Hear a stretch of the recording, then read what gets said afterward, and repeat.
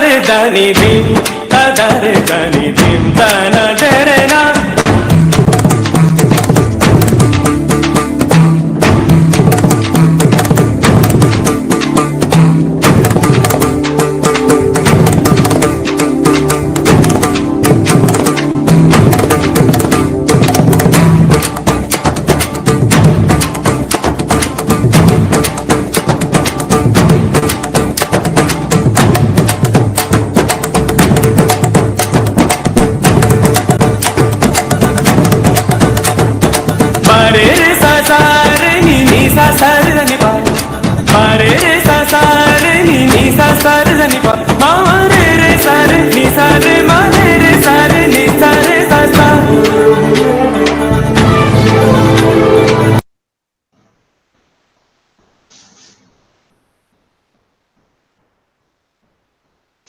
Thank you, Manisha, for this beautiful dance. Now, to acquire great things, you need hard work, you need consistency. But if you lack direction, then nothing's going to happen. Then comes the support of someone who just wants to bring out the best of ourselves. And without any doubt, it's our HOD, Dr. Kumar Ashutosh sir. He has been a guide and a perfect mentor for us since the beginning. He has done masters in tourism administration, post-graduation diploma in marketing management, diploma in IATA, FIATA course, and a PhD in tourism management. We would like to invite him to address the audience with his wise words. Thank you very much, and namaste to all of you. I welcome all of you on behalf of World Tourism Day. Since the welcome speech is going to be given by our chairman, Professor B.C. Tripathi, an ex-scientist of NASA, so I'm just going to introduce the distinguished speakers in front of the audience. In the Middle Ages, people were tourists because of their religion, but now they have become tourists because tourism has become their religion. This is the paradigm shift that we have been witnessing in the field of travel and tourism industry, and how fortunate we have been to have Sri Suresh Prabhuji amongst us as our chief guest. Though his name does not require any introduction, a 4 consecutive times member of parliament in Lok Sabha, who has headed more than 6-7 ministry as a minister in Ministry of with Government of India. Recently, he was Minister of Railway, Civil Aviation. So, sir has been a perfect guiding force. And the best part of sir is that his humility.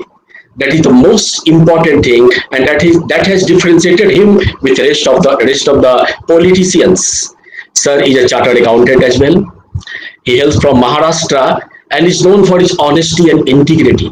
You people might have seen that though our students are a little bit late in joining, but sir joined this particular forum right at 10:55, and the same had happened when we were organizing a program on with Samarth Bharat. The sir is known for his punctuality, and this is the secret of his success, I think. Sir, we are so fortunate to have you amongst us, and we are going to be enlightened by your wise speech. And in fact, you are our idol. You are our, you can say that though we are a teacher, but you are our guru. You let us know how to behave. You let us know how to maintain our integrity and honesty in this world. So I am very, very thankful to you, sir, that despite your extremely busy schedule, you took some time out to bless us. We have another important person, and I would like to make a small announcement that today in the morning, the stalwart of Rajasthan tourism, Jaswant Singh ji, died. So our Princess Diya Kumari, she is very close to that particular family. She has expressed her inability to come because she said that I'm going to take part at BJP office in some of the morning program. So she may not be able to join because of this particular incident that happened early morning today only. And we have Mr. MP Bej Barua sir, Madan Prasad Bej Barua sir among us, who is a retired IAS officer, who has been Secretary, Ministry of Tourism, Government of India. He has been a permanent representative of UNWTO, and I may not be mistaken in saying that he's an encyclopedia of tourism. His book, tourism beyond the millennium is like a Bhagavad Gita to all of us. All the tourism graduates, all the tourism professionals, they cannot do their courses successfully without going through that particular book.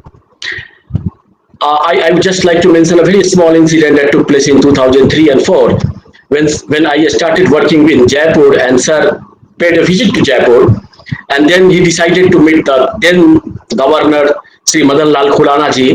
We were with him for more than 1.5 hours, and during that particular discussion, he mentioned for more than 10 times, that if we can have an officer like sir, then our country will prosper like anything. Sir, you are a gem. You are our guardian, a father figure to all of us, and I'm extremely thankful to have you amongst us. Of course, after a little bit, after a gap of I think 4 or 5 years, sir has also been accorded the state of Minister of the State in Northeastern region to promote tourism in the Northeast area. And our next speaker, Professor Pauline Seldon. I again may not be mistaken if I say that she's half Indian. The moment I wrote her a mail, she said, "Oh, this is from my favorite country. I will definitely come." She is a trained professional of art of living. She is very closely associated with art of living and distributing the mantras of Vedas all over the world. And it was 2010 when I first met her at Philadelphia. That was Temple University. And since then, we are constantly in touch. We organized the first international conference in our college in 2012, and all because of her guidance and help. She is an excellent human being, a very prominent professor in the field of tourism, and she has been a constant support to us. At least from last 10 and 11 years, she has been supporting us at various fronts. So I am again very thankful to you, madam, for joining us and sparing time, because this is going to be a late night maybe, or in United States. Even so, she said that no, I will definitely be there, and I will definitely interact with such a good panel that you are having today. I hope all of you are aware with Professor Dimitrios Bouhalis, who is one of the leading researcher in the field of tourism. He has written, I think, more than a few hundred research paper. He has been guiding lots and lots of tourism professionals in doctorate.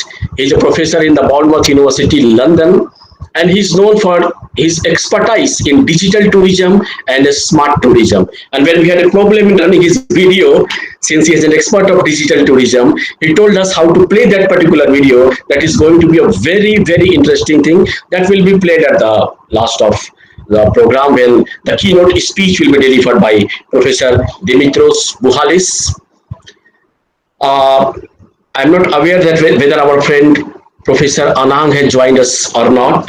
He is an associate professor with STP Bandung, which is an organization of Ministry of Tourism, Government of Indonesia. And I also met him a long way, 12 years back, in one of the UNWTO program at Victoria University, Wellington.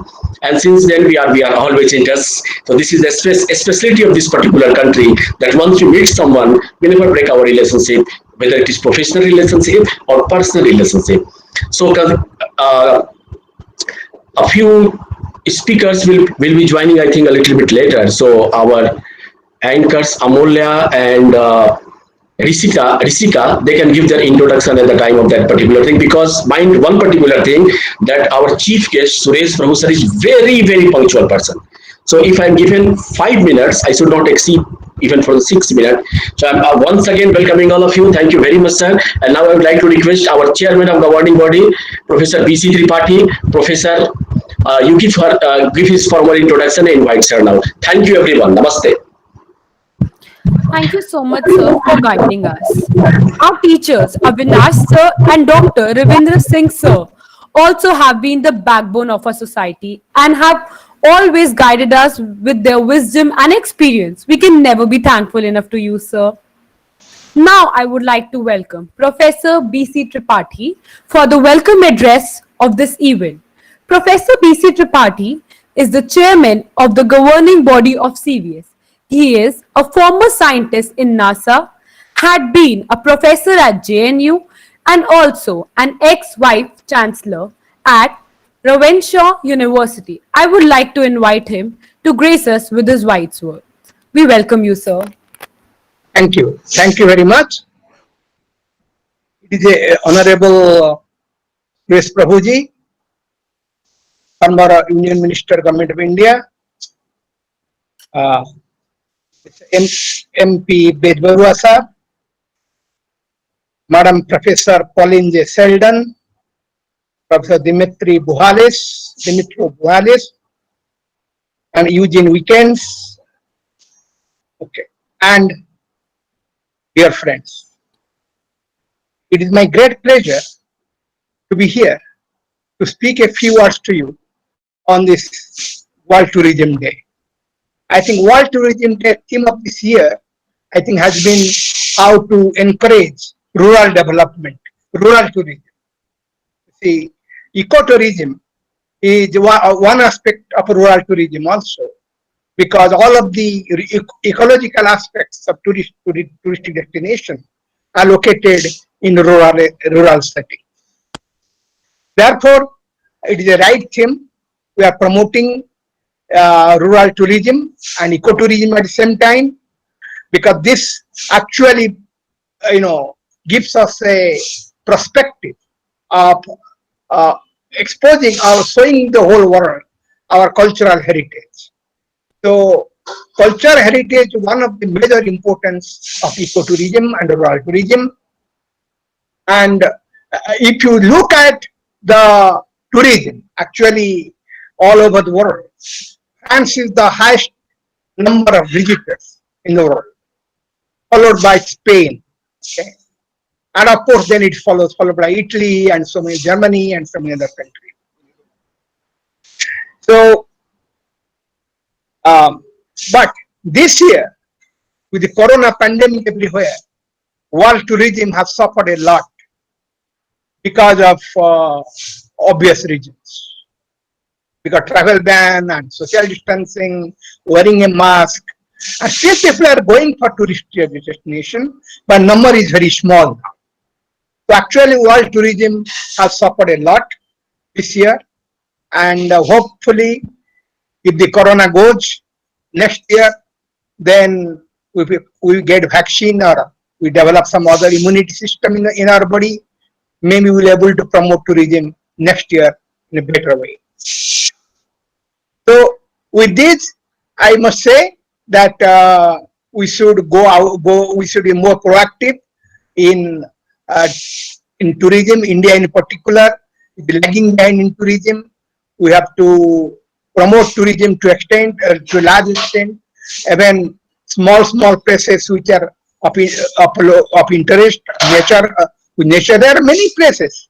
Crocodile sanctuary have, tiger sanctuary have, lion sanctuary have. But we just don't want to also put all the people there, because that will also destroy the ecosystem. So we have to balance between ecotourism, rural tourism, and also developmental goals, and also conserving nature. Okay.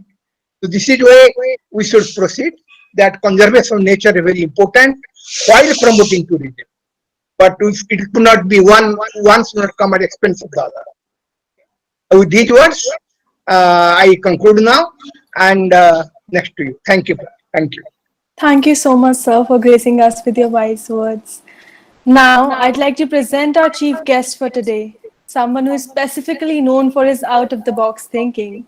Everybody, please welcome Mr. Suresh Prabhakar Prabhu. Mr. Suresh Prabhakar Prabhu ji is an Indian politician, an Indian Sherpa to the G7 and G20. He was formerly the Minister of Railways, Minister of Commerce and Industry and Civil Aviation in the first Modi ministry. He was awarded India of the Year in 2017, declared as the best member of Parliament in 13th Lok Sabha in April 2004 by Aaj Tak, featured amongst the top 3 Indian leaders of the future in the cover story, Giant on the Move, of the Hong Kong-based Asia Week magazine. He was also ranked as the second best performing minister in India Today's report in 2001 on the performance of key ministers of Government of India. We are more than delighted to have you here with us today, sir. Thank you so much. Morning, friends. Let me congratulate my young student friends as well as the university for organizing this very important event. And thank you, Dr. Tripathi, for giving this very interesting background to this program. We are all aware that but for the tourists, we couldn't have discovered the world.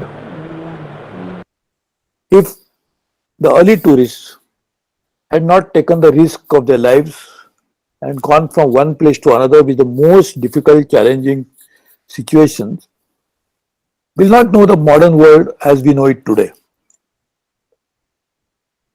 It's a different matter now that modern means of communication make it far more easier for people to travel.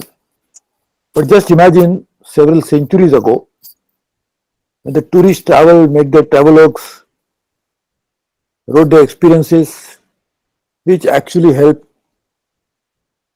the other part of the world to know about the unknown territories, unknown people, unknown culture. And therefore, on this day, we must first of all remember them. Those tourists which were the chronicler of history as well as discoverer of the different kind of world that we are not accustomed to you and used to it. Today, we are passing through one of the most difficult times in human history, at least the modern times. Keep people saying it's a challenge of a century. It may be even longer than that, because human beings always face challenges in their journey on this planet. They have to fight animals, they have to fight difficult terrains. But in modern times, once you get used to a particular lifestyle, to have such kind of disruption is something which is impossible for people to adjust to. Therefore, today, challenge is probably one of the worst that we ever faced, at least in our known history. The biggest casualty of this is tourism, hospitality,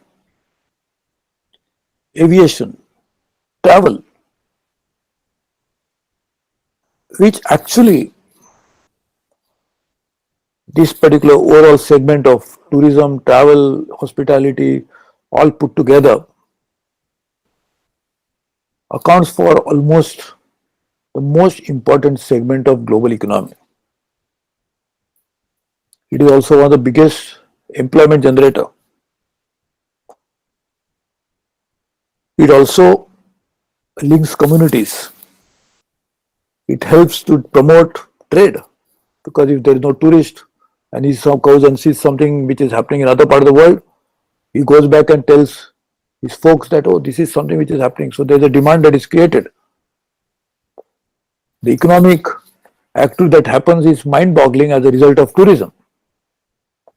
And all of that has come to standstill almost, and was completely under standstill first few weeks ago, but has affected the livelihoods of many, many people in the world.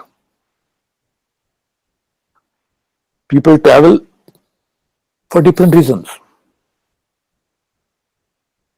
They can travel for religious purposes. People travel for adventure. People travel for business. People travel for pleasure. People travel to meet their families. So the motivation for travel is different, but the result is the same, that it creates huge employment, economic activity, and links people together. Even when I say they travel to meet families, also reunion of families, that happens. The mother may not be able to meet a child who is working long distance away unless there is a tourism possible. And today it is happening. In fact, is one country, there is a people are saying that husband and wives are separated because of Corona. They are not able to travel to each other's places. So this is one of the biggest challenge, but travel and tourism has to be restored and promoted as early as possible. For economic reason, for social reason, for cultural reason, and even for political reasons, because that is what will bring people together, which will reduce political tensions. One of the big challenge that tourism was facing even before this is a tourist going to one place and he will like to go to a place which is most attractive, at least for those who go for adventure tourism or for pleasure. And these are the places which has huge human footprint, and that causes some challenges for environment. Tourism is necessary for economic reason, but tourism poses a different kind of challenges which are even more important. Just imagine today that one invisible virus has caused so much of havoc. What happens if you don't address the environmental concern properly and the environment becomes a cause of serious threat to humanity? And therefore, maintaining ecological balance is extremely important. And to do that, ecotourism has to be promoted extensively.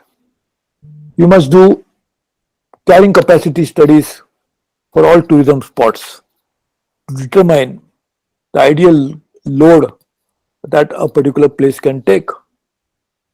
And then also must have environment impact assessment, environment management plans, and all of that in turn will make tourism sustainable for all times to come, which will keep the place intact where the tourists are going as a destination. Otherwise, the place goes away and it damage will go there. So therefore, it is in our own interest as well as economic consideration as well that tourism must be managed in a sustainable way. Tourism has also the potential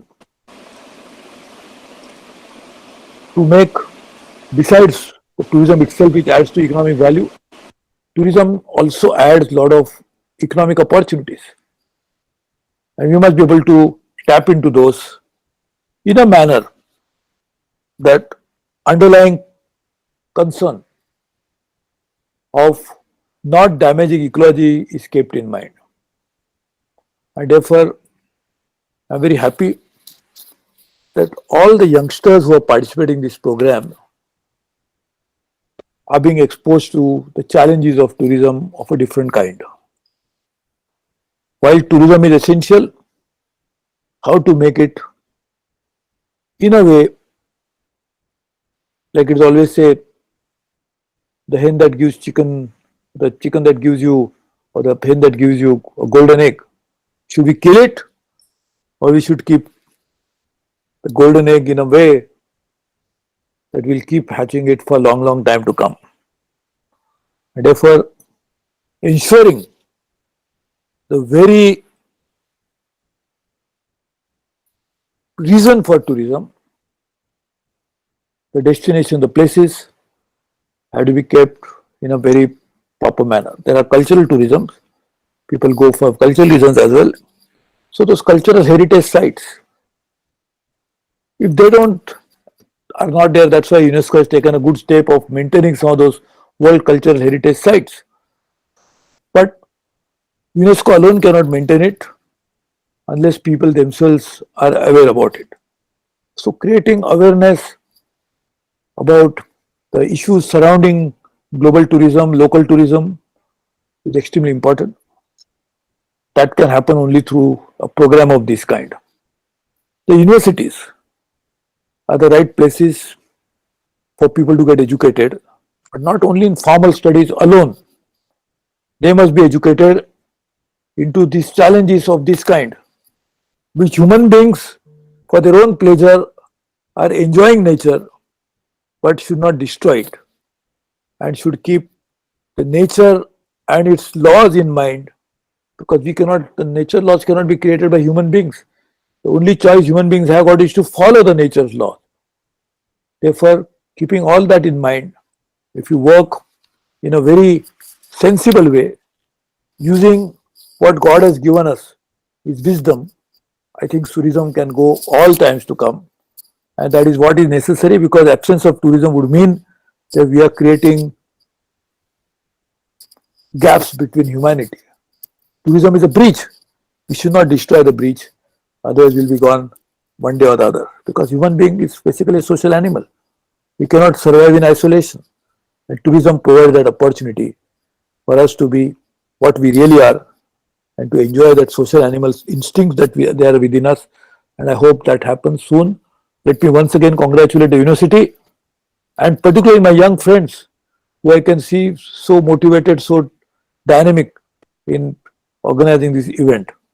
I think you are participating in this program. That means you are not able to travel because you are in one particular place. So you are not tourist, but I'm sure you are aspiring tourist. Therefore, I hope your aspirations are met soon as we get over this most challenging phase in human life, the pandemic. Thank you very much. God bless you. Thank you so much. Already covered. Thank you. Thank you so much, sir, for your worthy words. We are more than obliged to have you here with us. Rishika? Now, I would like to present someone from one of the greatest universities in the whole world. Everyone welcome Pauline J. Sheldon. Pauline is an educator, researcher, author, mentor, and weaver. She served as a professor and also dean at University of Hawaii School of Travel Industry Management. Her research and lecturing focuses on sustainable tourism management, transformation, and regenerative tourism, social entrepreneurship, corporate social responsibility, and wellness tourism. Pauline is an accomplished researcher with over 70 academic journals published and even 7 books. She co-founded the Tourism Education Futures Initiative. She's received many international awards for her tremendous work in the field of travel and tourism. We welcome you, ma'am.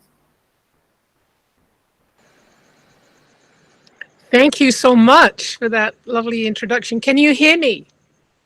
Yes, ma'am, Yes, you're ma'am. audible. You can. Okay, very good. So thank you. I'm so honored to be part of this panel. I'm in Hawaii, so I'm coming to you across the Pacific. It's in the evening here, but it's a delight to be with you. As Professor Ashutosh said, India is very, very close to my heart. I've been many, many times. And in fact, before COVID hit, I had a trip planned in October to come and be in your country for Navaratri. But that had to be canceled, so instead I'm here with you on the computer. It's such an honor to be celebrating World Tourism Day with you. You know, we're at a very important inflection point. Could somebody put the slides up, please? We're at a very... I'll do that in a minute. I can talk while you're putting them up. So we're at a very, very fascinating inflection point in tourism right now. You know, we can look back at decades of huge success and growth in tourism.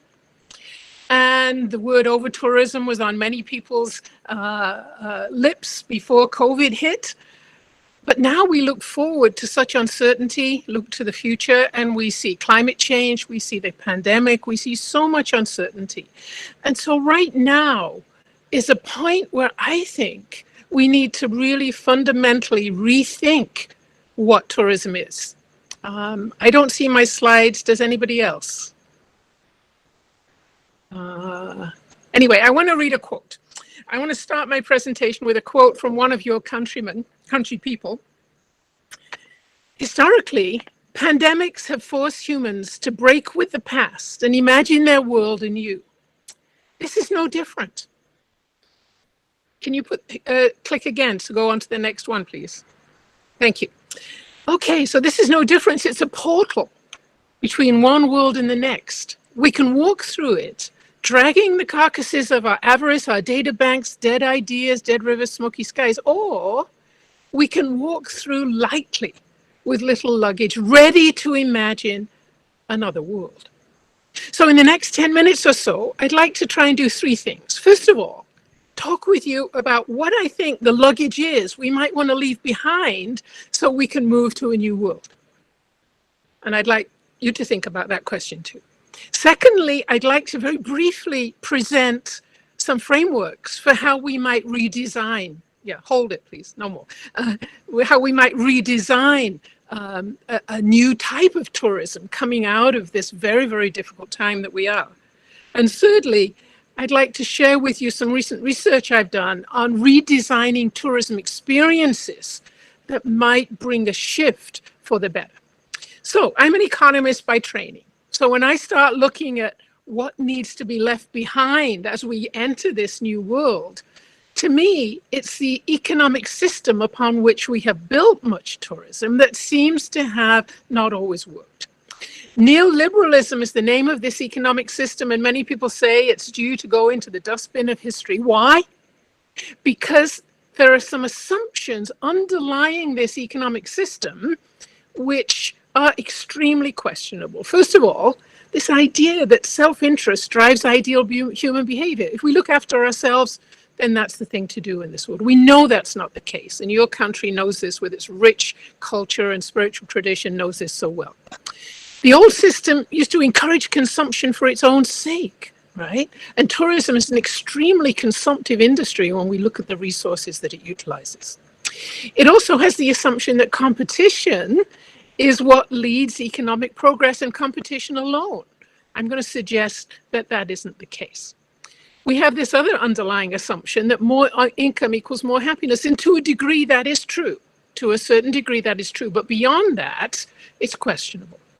But most importantly, the economic system upon which much of our industry has been built ignores human values. And I've been so touched to hear everybody who's spoken so far to speak about these values that are so critical to us moving forward, whether it be compassion, trust, honesty, integrity, all of those values that reside in cultures and traditions, so much so in your culture too. So next slide, please. So it's time to rethink tourism now, I think. It's time for us to put a new paradigm together. We cannot rely on those old assumptions and that old economic system. What we need to do now is rebuild tourism so that it realizes its potential to contribute not only to the economic well-being, but to the whole well-being of all living beings and their conscious development. It means that we need to focus on the greater good and not just on the industry and its industry growth. And this shift from what's good for me to what's good for the whole society. So as we start to rethink tourism, there are some ideas that I'd like to share with you that economists are now looking to rethink through how society can be organized. And it really builds on the values that I mentioned earlier, human values in addition to the financial capital. There are many other capitals, right? Next slide, please.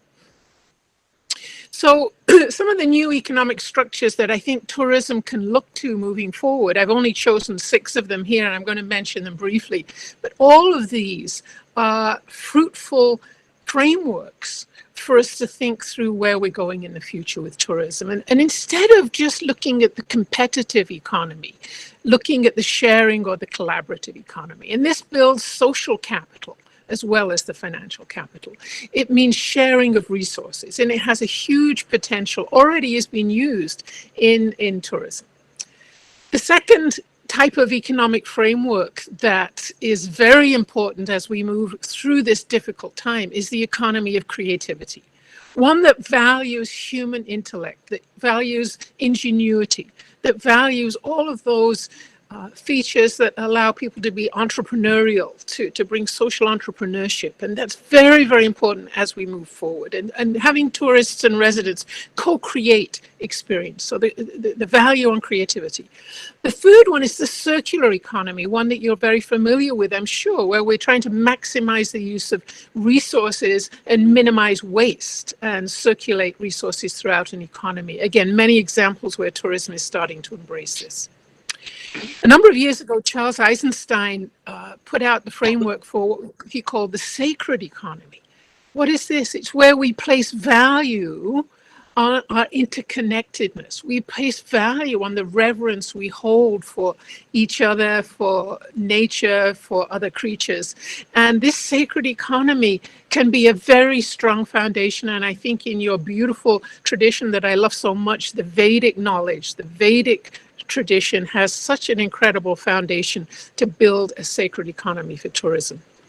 The economy of generosity is one I'm very excited about, because the antithesis of greed and self-interest is generosity and giving kindly to others. And there are many, many examples now where experiences are being designed in tourism for generosity and reciprocity between tourists and visitors can occur. Tourists and hosts can occur. Very, very profound and rich in possibilities for restructuring our world. And lastly, the regenerative economy. And this is sustainability taken to the next level. I'm sure you're all studying sustainable tourism, but regenerative tourism takes it one step further. It's a very comprehensive view. It kind of incorporates all of the other 5 on this slide. And basically, what we're doing here is looking at tourism as a way to build and regenerate and nourish the natural environment, the culture, the society, and doing this in an integrated way, so that we're not just isolating tourism as a separate industry, but we're looking at how it connects with all other sectors. So regenerative tourism, I think, is the promise for the future, but it takes a lot of deep conversations. It takes a lot of thinking through in the destination how we can reconfigure the society's framework. So having just introduced you very briefly to these different economic structures, how can we start designing tourism so that the values that underlie these economic frameworks can replace the economy, the neoliberal economy that focused just on selfishness, greed, and financial interests? Next slide, please. So I've recently published a paper, and I'm happy to share this paper. If any of you are interested, I can email it to you. It's called Designing Tourism Experiences for Inner Transformation. And that inner transformation is the shift in values that I just talked about, right? And so in the green circle here, in the paper, I talk about in quite a lot of detail 4 different categories of tourism scenarios I think we can design that will help to raise the value sets of people who travel. The first one is deep human connectivity, creating touch points where visitors, residents can have deep connectivity, can learn about the beliefs, the lifestyles, and the culture. And this can be done through storytelling and many, many other modalities that I discuss in the paper. The second one is to have deep environmental connectivity so that visitors have a very significant, deep experience of the natural world, whether it be in the wilderness, whether it be through nature parks, but really constructing experiences that touch the heart of the visitor through the environment and expose their awareness to something bigger. Engage contribution. Visitors today, and I think particularly since COVID, as we start to travel again, we're going to want to have more meaningful travel. I think the days of just having the pleasure-seeking tourists is over. And so how can tourists contribute to the destination? This is a very fruitful area for redesigning tourism experiences. And fourth, this is so important for India, and it's why I come to India very often, is for self-reflection, self-inquiry. This is a way for travelers to really dig deep into themselves, find out what their value sets are, and to learn how to shift them. So in the gray circle off to the right, we know that when we travel, we have these kinds of transformational moments, don't we? These experiences that we may call peak experiences. We're filled with awe and wonder. We have an experience of flow or mindfulness. And these happen very often in a random way. But my hypothesis is if we can start designing our destinations so that tourists can be exposed to these transformational moments more and more, then we will achieve some of the value shift that we think is so important. And as we integrate those transformational moments into the tourist life and also into those who work in the tourism sector, then we see a transformation of consciousness, right? We see the transcendence of the small self, the caring for the greater good. We see heightened perception, a connection with something greater than our own small self, and the living of peace, joy, and freedom. And I think there's so much potential. Tourism has such potential to shift the values, to shift how we see the world and how we live our lives, and allow us to live more. And so those of you who are on this call, who are students, who are young, you are the guiding lights of the future. And I'd love you to pick up on some of these ideas and move forward. Thank you very much for listening. Namaste. Thank you so much, ma'am, for your valuable information and your time. Thank you so much, ma'am. Now, I'd like to present someone who has made a lot of impact on what Indian tourism is. Everyone, please welcome Mr. M.P. Bezbarua. Mr. M.P. Bezbarua has retired as the Secretary, Ministry of Tourism in Government of India. He was also a member of the North-Eastern Council. He has served our country by performing various roles and responsibilities and outshined in all of those. The World Tourism Organization appointed him as the Honorary Permanent Representative. Mr. Bezbarua is the only Indian civil servant to be unanimously elected the Chairman of the Pacific Asia Travel Association for 2000 to 2001. He has authored a report and 3 books, is the chief editor of a 5-volume encyclopedia. We welcome you, sir.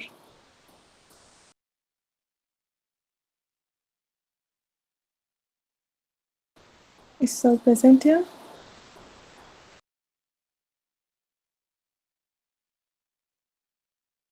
Sir was present in the starting.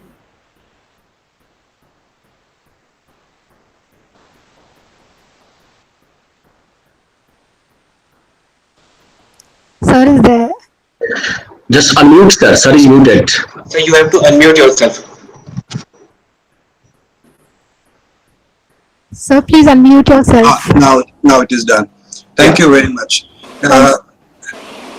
I'm delighted to be part of this function today for World Tourism Day, and my greetings to all the distinguished speakers and Minister and the students who are the future of tourism. I'm so glad that Professor Pauline talked about certain values, and after that, whatever I am going to say may sound very prosaic, but the basic issue is that tourism has values. Tourism is not an end in itself, and tourism has to be seen as a means to an end, and that philosophy has to be guiding the future tourism that we have. I am very happy that another tourism day comes and I participate, but this tourism day is particularly significant because we are celebrating tourism day at a time when tourism at a standstill, unprecedented situation that we had seen earlier. Now, why do you celebrate Tourism Day? Even WTO has said that this is primary objective is that we must create awareness about the importance of tourism, about its social, economic, and political and other values. But this year there is another underlying objective, and that is to see how tourism can contribute, as has been mentioned earlier, to the global challenges that the Sustainable Development Goals outline for the future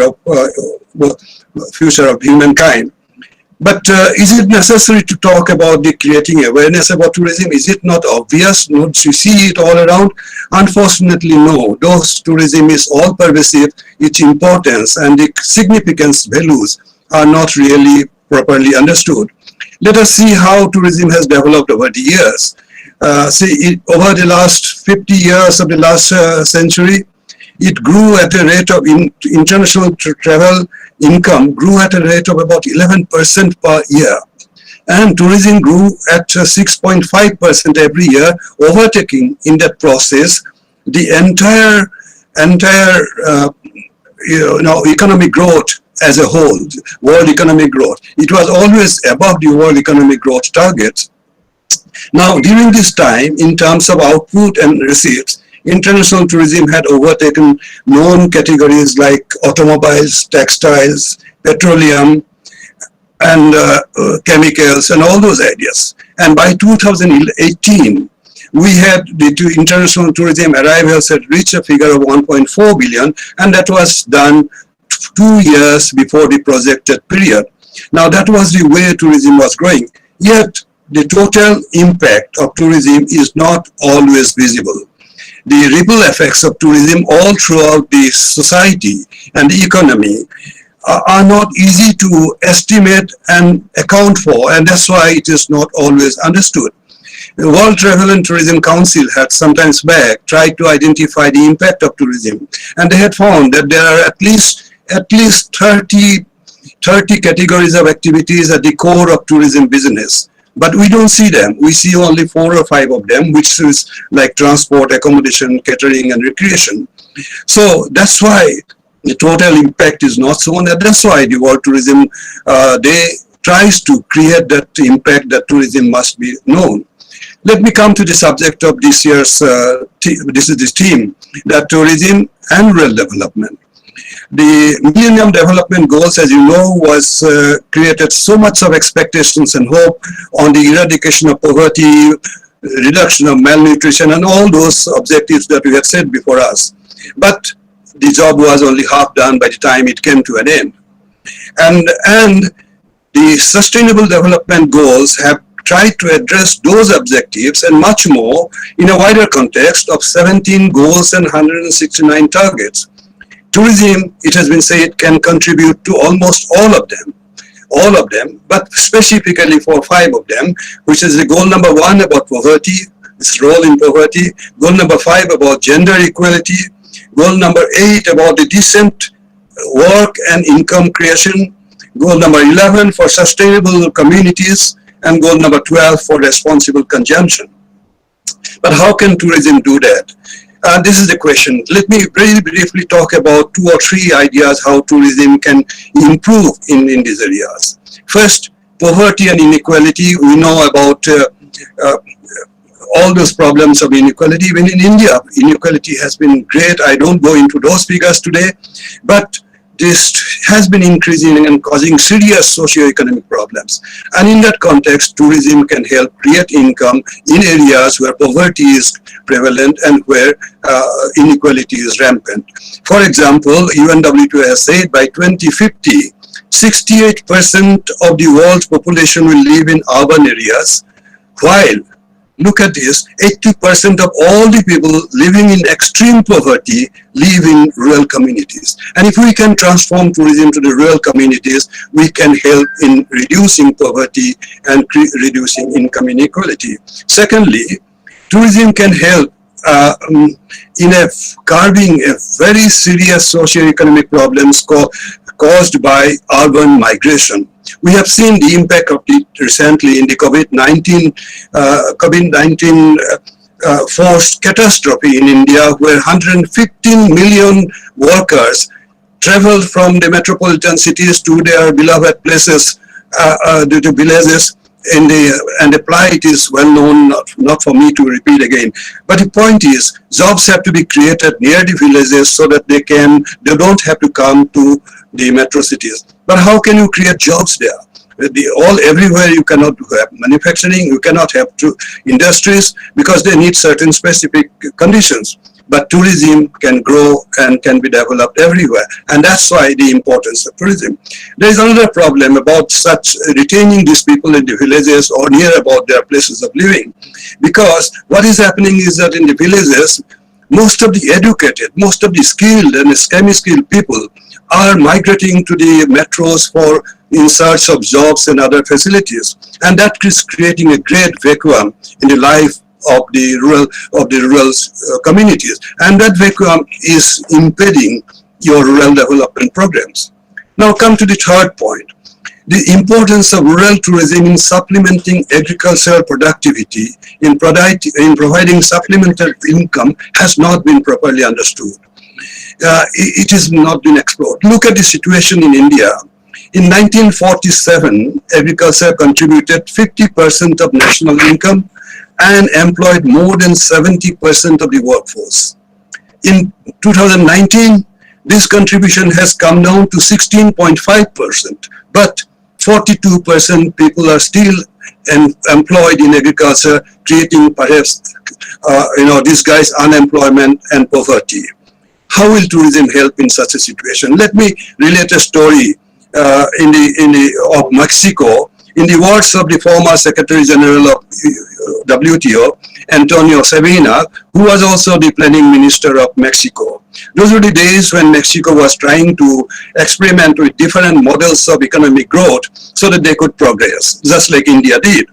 And he says, an exhaustive analysis of all types of activities, all types of assumptions, projections were gone through for agriculture, mining, manufacturing, and all those known conventional systems. However, one activity that continually kept appearing was tourism, which seemed to be growing successfully without any incentives. A strange beast, he says, that seemed to grow like a weed with no fertilizer, no irrigation, no care, and no attention. Why tourism helps? It can be developed anywhere. It needs very little government investment or intervention. It offers infinity of production possibilities, generally does not consume non-renewable resources as much as the others do. It is labor intensive, as very well known. Agriculture, for example, can be developed and grow, but there are limitations.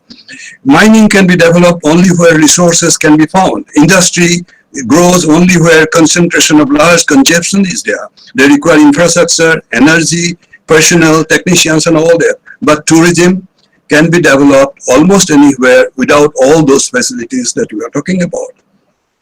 At a time when pandemic has brought us to a standstill, it is also time to look at the opportunities. There is a saying in India which says that when the sea is rough, the fisherman mends his nets. Now this is time for us to mend our nets. In the last 50 years of the last century, tourism had dipped only twice in its progress. That was once during the Falkland Wars and next one the Gulf Wars. During the first 10 years of the present century, it has dipped 4 times and caused by various factors like SARS and all those things. But every time tourism has bounced back, and this time with the pandemic, COVID-19 also, tourism will bounce back. It is inevitable that it will bounce back on the back of domestic tourism, because international tourism, for various reasons, aviations and all, it takes some time to develop. And secondly, the people in the country, for example, in India, they are just dying to go out and to see the world around them, and they will try to take journeys which are short, safe, and nearby.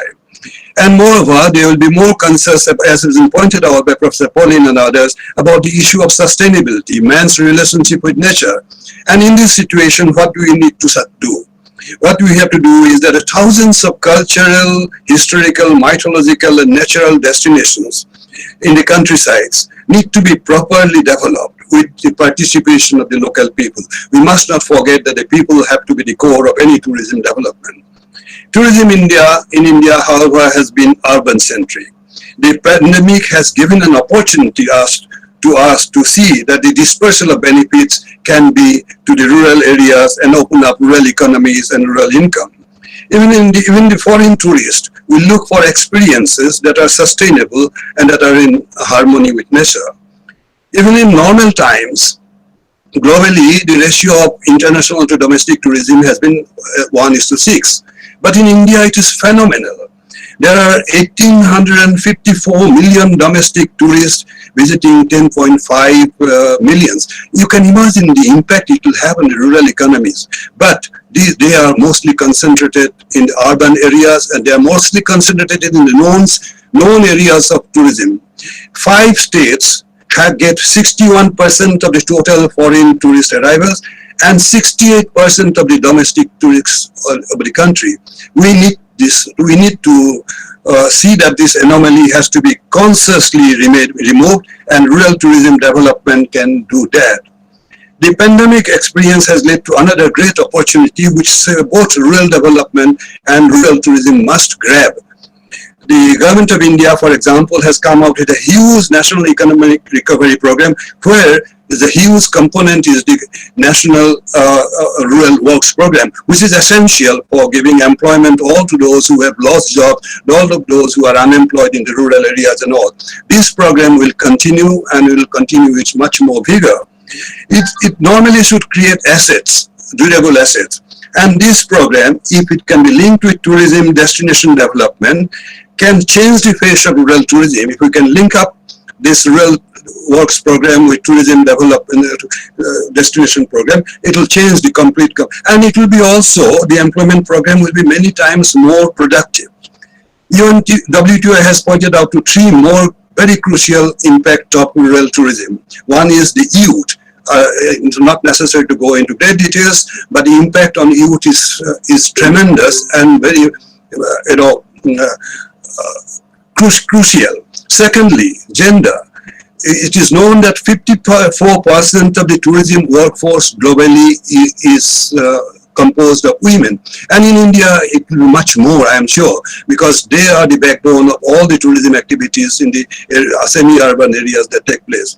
So that will be helped by rural tourism. And third, spreading tourism, if properly managed in rural areas, will help revival of traditional, sometimes dying art and craft forms. Tradition, culture and diversity are among the chief motivations for travel. A survey in India had found that 90 to 95% of the income of artisans and artists and craftsmen in some of the tourism prominent states like Rajasthan and Kerala came from tourism. The post-COVID tourism is a big challenge, but also a great opportunity in India to look at things that we have not been doing so far. It will have to be, tourism will have to be responsible, it will have to be sustainable, it will have to be clean and hygienic, and it will have to be inclusive. It will be driven by, among other things, imagination in helping destinations and shaping destinations. It will be driven by innovations, which will provide the competitive edge. It will be driven by information and technology. We must be prepared for all these things. Our task now is to develop destinations first that are unique, that provide unique experiences, which are safe and hygienic. We have to develop skill to provide that experience and a different experience. We have to market our destinations not as dreams, but as experiences that are different and different in every place. We have to involve the people and we have to develop local crafts, cuisine and shopping opportunities. We must remember three fundamentals in doing that. That craft and culture promotion must avoid the temptation of cheap imitation and commercialization. That is one where we fall quite often in the rural areas and everywhere. And two more important things we have to understand is that to make rural tourism as part of rural tourism, rural development strategy. And the most important thing to remember while doing rural tourism is that rural tourism is not, and I will repeat not, implanting urban tourism experience in rural areas. It has to be unique in its own way for every village, every situation. It has been a delightful experience for me to interact with the students. I hope the students carry the new message of new tourism in India and carry that flag forward. I hope we have better time soon, and then in that better time tourism will prosper. Thank you very much for giving me this opportunity. Thank you so much, sir. We are very delighted to have you here today. Thank you so much, sir. Thank you so much again. Now, I'd like to present the person who has hugely changed the way of tourism in Indonesia. Everybody, please welcome Dr. Anang Sutono. Dr. Anang Sutono, CHE, was the former senior advisor to the Minister of Economy and Destination Development at the Ministry of Tourism and Republic Indonesia. He used to be the Director of the STP NHI Banding Institute of Tourism, West Java, Indonesia, at the Ministry of Tourism of RI. He began his career as a lecturer faculty member of STP NHI Banding Institute of Tourism in 1992. He was appointed by the Minister of Tourism to be a steering committee of the Visit Wonderful Indonesia program, and in 2019, he was also assigned as chairman for accelerated development of halal tourism Indonesia. As Executive Vice President of APIEM, Dr. Nang supports the President, Professor David Hind, in creating the APIEM strategy in SE Asia. We welcome you, sir. Yes, thank you very much. Well, this is truly a great honor and really a privilege for me myself, invited this wonderful moment. I've been bounded my life with incredible India since almost 20 years ago. I love India very much. I've been traveling to India several times and I'm falling in love with the incredible of India. Well, if you don't mind, would you please share my slide of presentation? Conference host, please share the slides. Yes, I cannot see my slide. Can I see? Just a second. Sorry for the delay, Okay. sir. Okay. Yes. Once again, distinguished speakers, participants, most specifically the students. Well, this is really a great moment for me myself, and I'm feeling very privileged to share. In line with the title of my presentation is a new chapter of tourism. I hope that I can see the presentation. If not, I can go on. Yes, sir, we are doing it. Yes. Okay. Well, the title is the new chapter of tourism. As we do really aware, this moment is a very crucial moment for every people involved in tourism. And I do believe that we have, what is it called? We have really the same ideas and the same commitment and the same vision that tourism is the most powerful weapon to improve people quality of life. So why quality of life is important? Quality of life will be really important because continuing people quality of life in every country will be really beneficial. Well, again, why I would say that the new chapter is important, as we know exactly that my presentation is actually, I clustered into three essential points. The first is in line with the perspectives, issues, and trends. And then secondly, this is the idea of why new chapter of tourism should be delivered in this current moment. And then the third, I'm going to focus on the best practices that now Ministry of Tourism of Republic Indonesia is focusing on the strategic focus, how we set up and how we deliver our destination responding to the COVID-19. Well, I've been also doing a lot of research, and it is believed that the last research that I deliver and I also write into my book, it is in line with the tourism and the resilience. So the resilience of tourism is one of the fundamental research that I finally can share. Well, if I can see my presentation, if not, I can go on. Yes, finally I can. Yes, okay. Okay, yes, again, happy World Tourism Day. Well, this is, yes, next slide, please. Well, this is just a food of thought. This is what I'm telling you, that at the beginning, I'm going to talk about the perspective, issues, and trends. And then secondly, what the new chapter of tourism is about.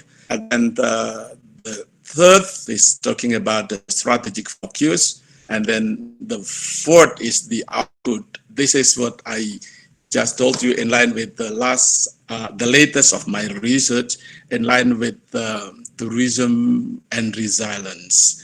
Well, at the beginning, let's see that next slide is confirming us. Yes, global code of ethics for tourism should be the fundamental way of life. Every country should be focusing and using this global code of ethics for tourism, because tourism is genuine driver of solidarity and development. So let us fully harness its power to bring people and communities together, abiding by the global code of ethics for tourism. So I'm using this reference as the fundamental perspective why today we are getting together, because of global code of ethics tourism is inspiring. Secondly, it has been pronounced that tourism is a core economy. That is the reason why I would say that tourism is the most powerful weapon to improve people's quality of life. So over the decade, tourism has experienced continued growth and deepening diversification to become one of the fastest growing economy. Well, right now we have faced the customer behavior in new normal. Well, the pandemic is far from over. Do we have to keep silence? Of course not. But we can take a decisive action to protect jobs and safeguard the many benefits tourism delivers and both people and the planet. So sustainability should be a top of mind in every tourism leaders and tourism policymakers. Next slide, please. Well, this is what I would say the food of thought, the new chapter of tourism. Well, at the beginning, it is now or never. You like it or not, that every pentahelic stakeholders, every people involved in tourism should be really focused on the security, safety, and hygiene, because this is a very fundamental, very basic elements if we want to travel. So second one is we have to focus, and we realize that we should have a commitment that more domestic mobility, more short-haul traveling should be as the way of we thinking. So every policy, every product that we develop, we should believe that a domestic tourist mobility now is becoming very powerful. Of course, this is in a certain period of time. After the pandemic, of course, then we again are focusing both domestic tourist mobility and also foreign tourists. The third, I do believe that right now, more digital connectedness is one of our strategy. In a certain action, we can use hybrid as well. So more digital connectedness is now very powerful. Well, I would say very powerful, like what we are doing today. We are usually celebrating our World Tourism Day with this and that, with a very positive implementation. But now it seems it is a bit possible because more digital connectedness and we focus on hybrids also possible. We can do virtual tours, we can do hybrid events or MICE. So the product should be developed from this. And then the fourth, I do believe that we can also focus on the more individuals and the more small group of people. Why I said like this, because it is also relevant with the Global Code of Ethics for Tourism. It is relevant with the commitment that sustainability of tourism should be top of mind, ecotourism, green tourism, and any related concept that can be applied. So more individual, more small group means that it is more secure, more safety, and more hygiene, hopefully so. The fifth, it is in line with more quality experiences, well, slower tourism. What I mean that more quality experiences as I do believe that this is going to be much more powerful. Slower tourism is also delivering more experiences, more length of staying for the tourists. So we can imagine then if we focus on the second step or the things that I would say the more domestic tourist mobility, so more experiences, more length of staying, more quality should be delivered and should be focused on that. And the last, I would say that tourism now should be designed in more adventures, more natures, more outdoors. Well, it is relevant not only for the business people, but it is also relevant when we are going to set up based on the new policy, the new strategic direction, and the new strategic initiative. Can I have another slide, please? Well, I would like to share just maybe one of the best practices that I could share. The Ministry of Tourism and Creative Economy of Republic Indonesia now is focusing on this. So we focus on the implementation stages of the CHSE protocols: cleanliness, health, safety, environment, sustainability. So basically there are 5 steps that we are going to focus. The first step, it is more, what is it called, a government, it's more policy. So we are preparing for CHSE protocols through educational video, handbook for tourism stakeholders in hotel industry, restaurant, shopping mall, tourist attraction, but not limited. So the more we are preparing this protocol, then we believe that what is it called? We can do more action related to the pandemic. So the second step after preparing for this protocol, then we do a training of CHSE protocol for tourist worker in destination, mostly in destination. Well, we just issued a kind of certification. So the standard and the certification training for the trainers has been established, and right now we are going to go to the third step, which is called simulation toward the implementation. So documentation for tutorial and soft campaign. So as I told you that we believe that the digital connectedness is much more powerful. So that is the reason why simulation toward the implementation of this protocol is really necessary. It should be based on the market, based on the destination. Of course, we designed the message, the channel of distribution with a certain strategy. And then the fourth step is campaign. Toward tourism stakeholders and citizens of the world through the publication channel. Campaign. Yes, campaign.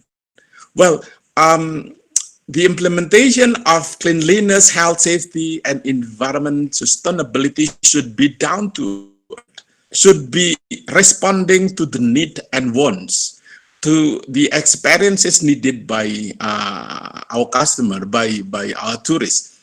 In this case, it's domestic tourists that we are focusing on. So we have to do more campaign and more campaign. And then the last step is applying protocol to destination. Applying protocol to destination, which has been implementing CHSE protocol through limited event, meeting, and large-scale social restriction has been released. So this is the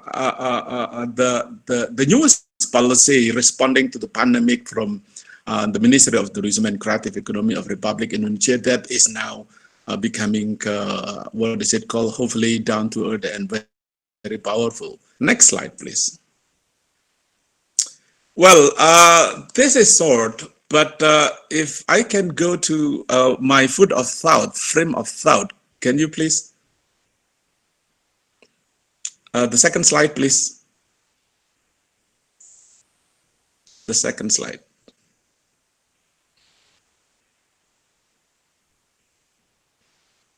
Okay, so I'll just play it.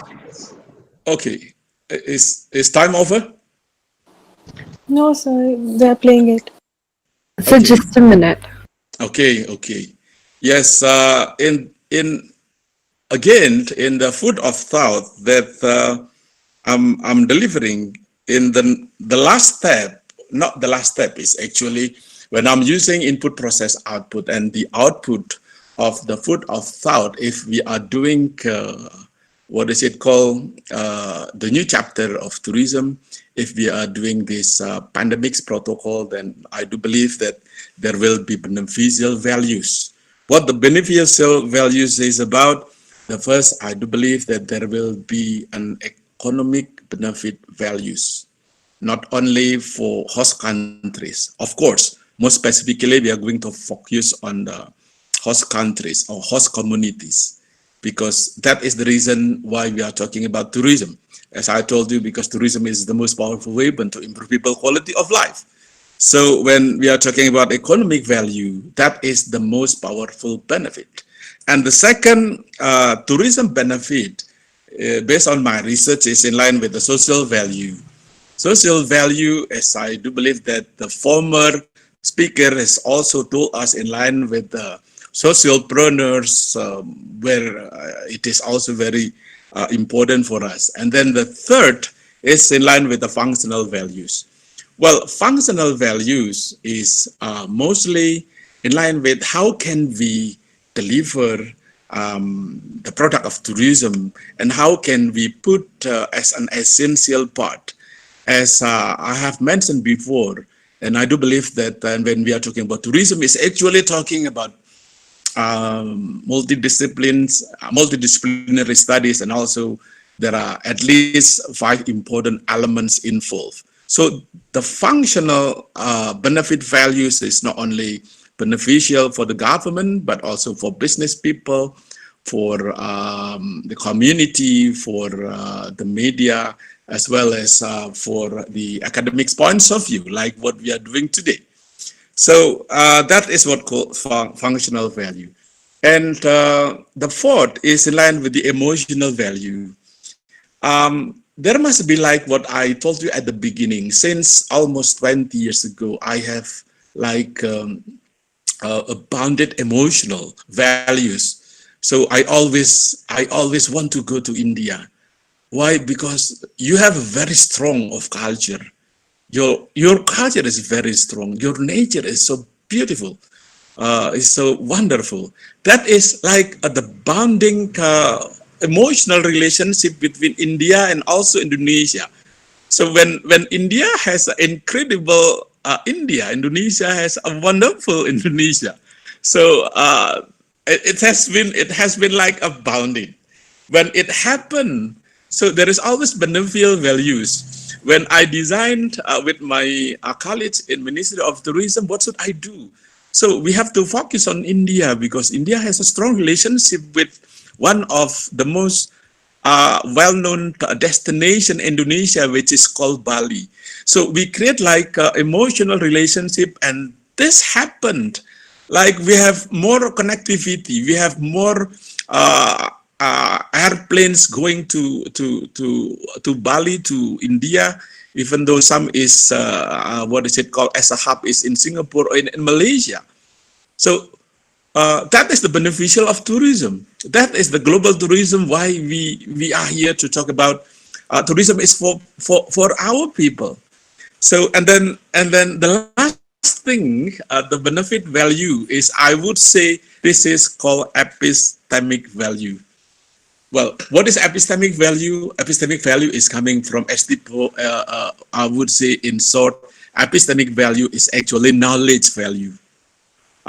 So when I myself traveling to India, I found new things as a knowledge for myself.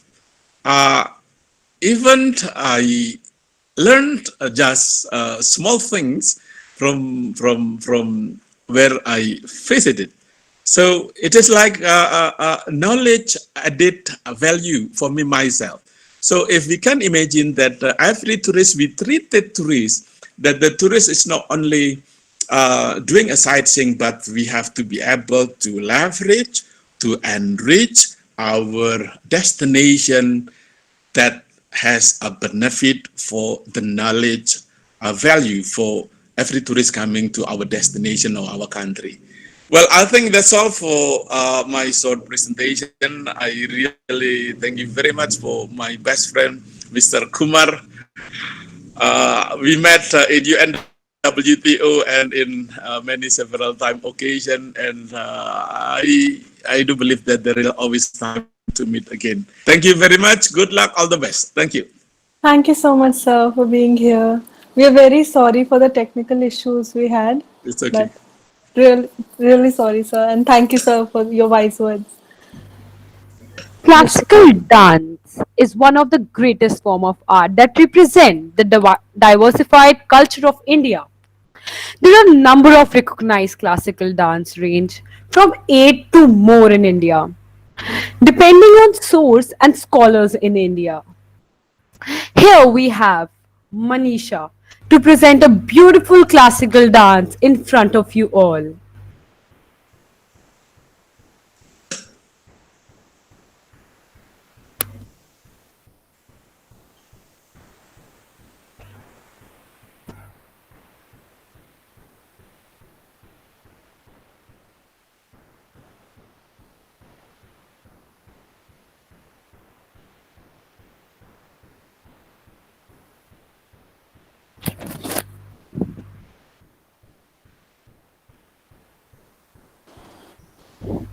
So we are really sorry, there's some technical issue.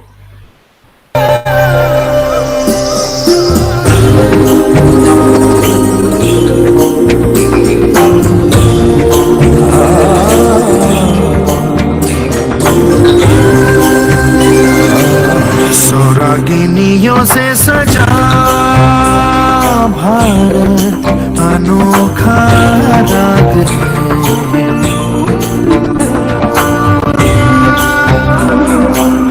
सौरागिनियों से सजा भारत अनोखा राग है ये प्यार का संगीत है ये शांति का गीत है ये एकता का राग है भारत अनोखा राग है धिम तदर दनि धिम तदर दनि धिम तना जरना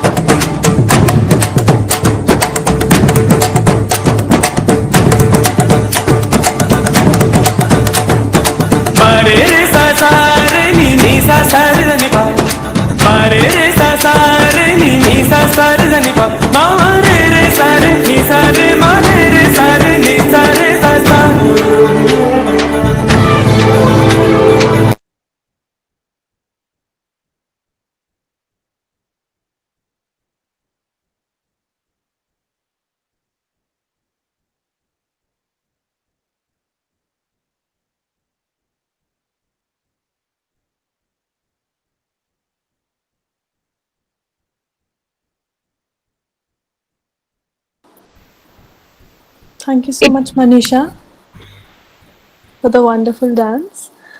Now, I'd like to present one of the greatest and most influential people. Everybody, please welcome Marguerite Van Egmont. Marguerite is an independent consultant with 20 years of experience in working on tourism projects involving private companies, governmental and non-governmental organizations.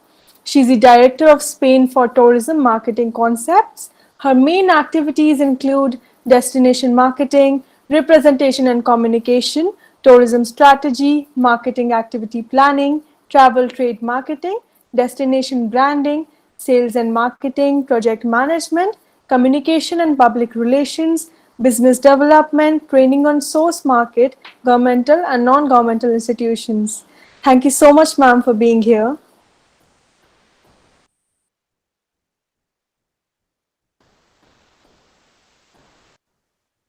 Is ma'am here?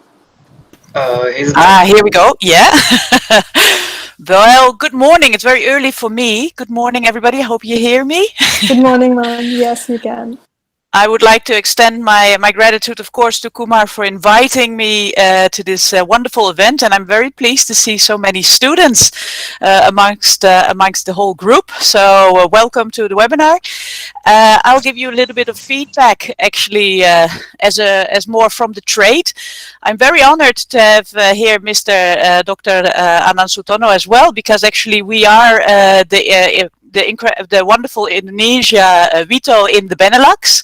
So we are, we're very, very familiar with what's happening in Indonesia, and actually we are also the partner of PATA India chapter. And I just literally not such a long time ago gave a presentation on Spain and what's happening here in. Well, in Europe, actually, of course, with the current situation.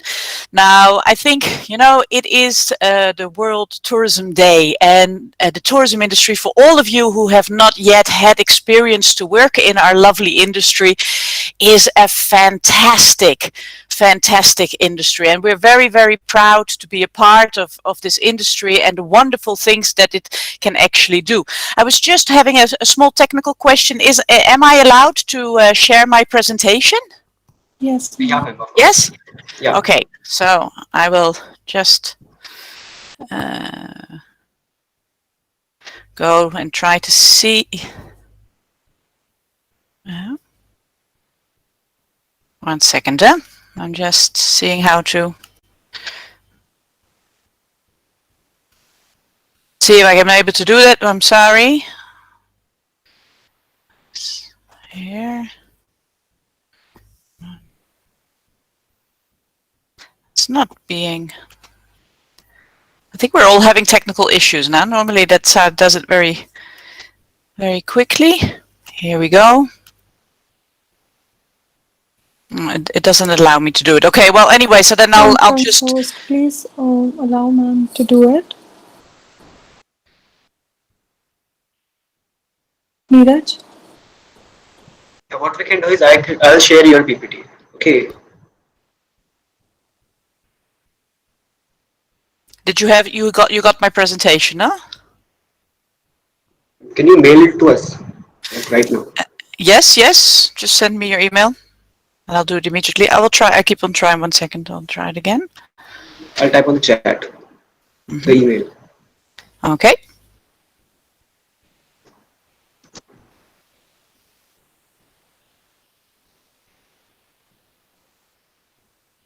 Oh, this is always the case. Well, anyway, what I wanted to tell you is, of course, that always with the World Tourism Organization, we have like a specific theme of what's happening on this day, and actually that is right now it's rural tourism, and this is actually an extremely interesting development because rural tourism is now, for example, within Europe, one of the things that is truly booming. So where with COVID-19, what is happening is that, of course, a lot of people were not able to travel abroad, and we did see, as in a trend setting in European travel, that the people were actually very reluctant to travel maybe with the aviation industry, and so a lot of people, they started to travel actually with the camper vans. They started to traveling with their own cars, and what we saw, for example, in Spain was actually an increase of over 40% towards the rural tourism. Now, this is actually quite funny. So all of us, we were saying to each other, well, a lot of people might not be interested to travel, but actually it was proven completely wrong.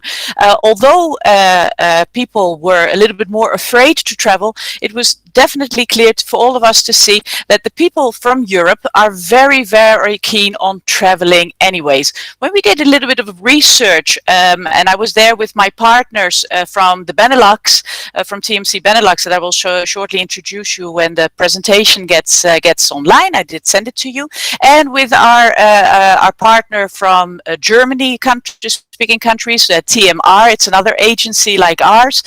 We were giving a presentation, and it was very clear to see when we did research throughout all these different Benelux countries and German-speaking countries and the Spanish Iberian Peninsula, that the people that actually we were interviewing, they were saying, okay, we are maybe a little bit more afraid and we are traveling a little bit differently.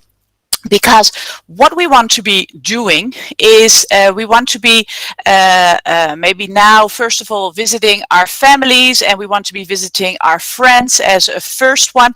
And then afterwards, what we will want to be doing is maybe starting to travel further.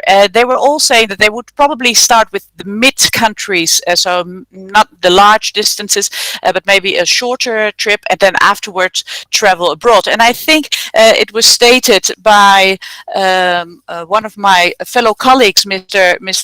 Besh, sorry for my pronunciation, Dr.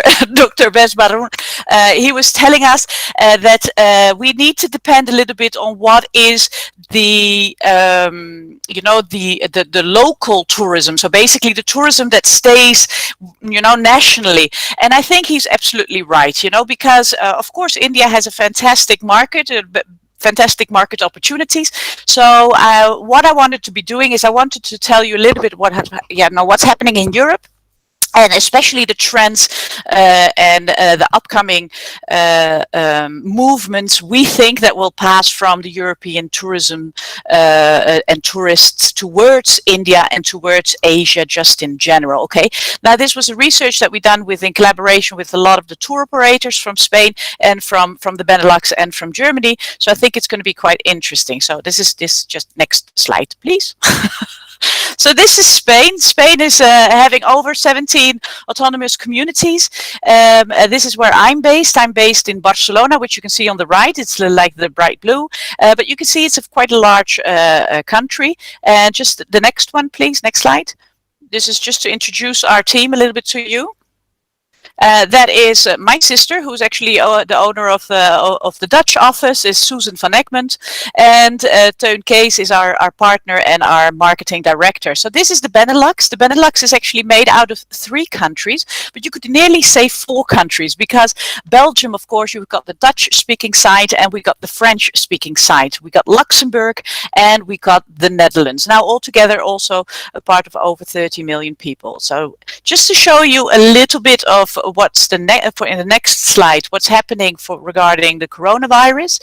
Oh, sorry, this is us. Well, I got a beautiful presentation by Amolia, so thank you for that.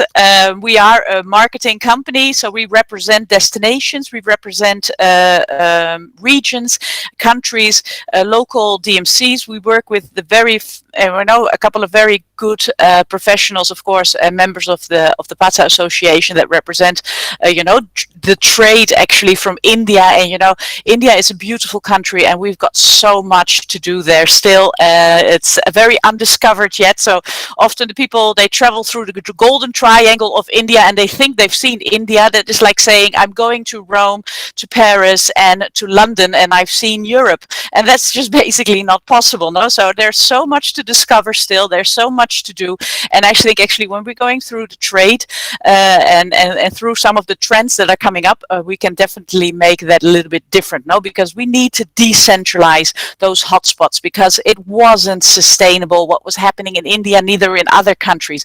So we need to try to convert some traffic to other destinations that are maybe a little bit more rural or differently promoted. So please, next slide. Yeah, so this is what's happening in our countries, and actually this was the status quo like approximately 2 weeks ago, and that has increased drastically again. Okay, so Belgium, Luxembourg, the Netherlands, and in Spain, especially here in Spain, we got hit extremely hard as well. Of course, India got hit by the coronavirus, but if you can see that we only got 47.4 million people living here, we are over the 600,000 cases right now. So these are confirmed cases, and unfortunately, we have a lot of deaths as well here in Spain. And so the industry has got a very hard blow. It's got very affected by it. Like we were speaking before about the PIB and the PIP from economical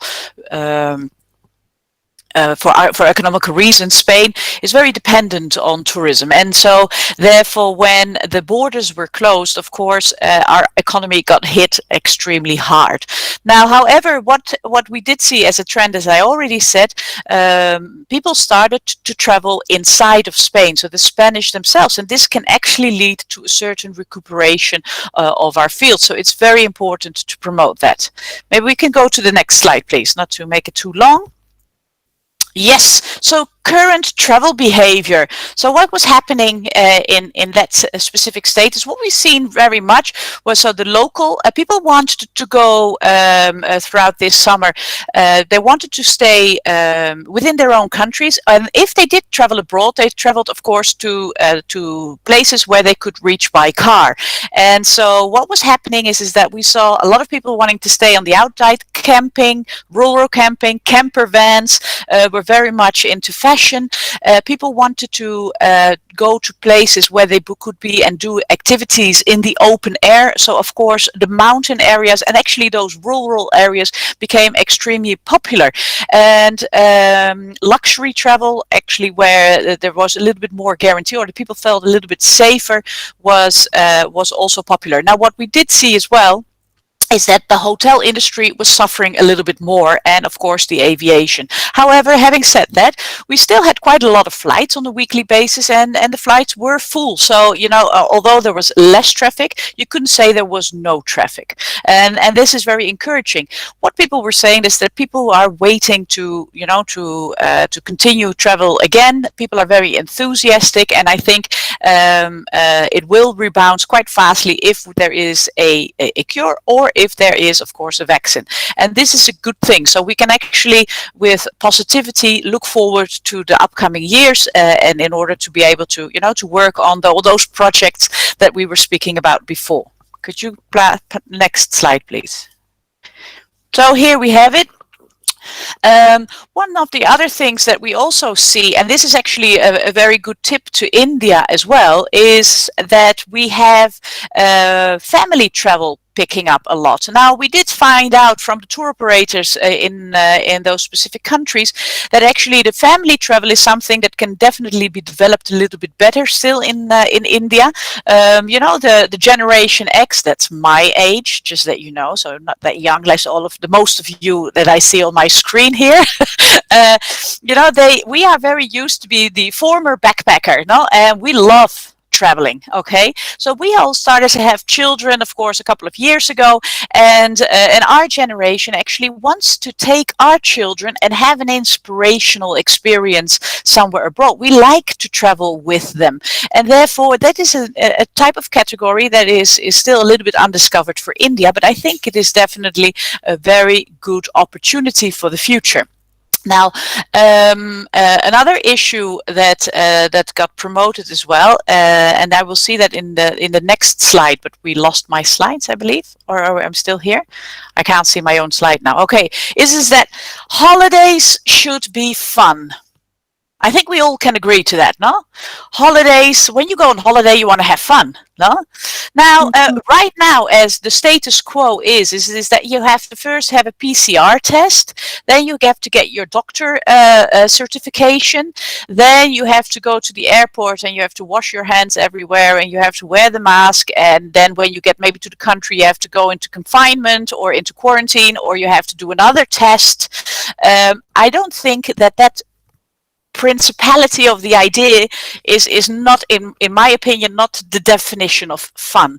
No, so it is a necessity, yes, right now. However, I think as an industry, and this is where the global code of ethics definitely came in as well, we have to try to reach an agreement that we can actually have one specific rule of how we go about in order to make it clearer for the people. Now, when we travel, every single region, every single country has different rules and regulations for the people, and it's really funny. So for the same continent, many different rules are going up and down, and I think we have to globalize this in order to make it understandable and, again, a little bit more fun. It has to be easier to travel. If not, people become reluctant, and this is where we go to the next slide. Trust. do people, and especially I am a marketeer, and so I think it is extremely important that the people understand that we need to be trusted as a government and as the destination. Now that came in, of course, that trust comes in with hygiene. It comes in with with good protocols and that they are clear. But I think what is very important is that the entire industry, so the circle of industry, is actually having the same rules and regulations. So the airports, the airlines, the hotels, the traveling companies, the DMCs, the transport companies, and the buses, on the trains, at the hotels and the restaurants, everybody has to have the same type of protocol, that it doesn't cause confusion, because we need to regain trust. I mean, ask yourself that question as a student. Would you be traveling right now?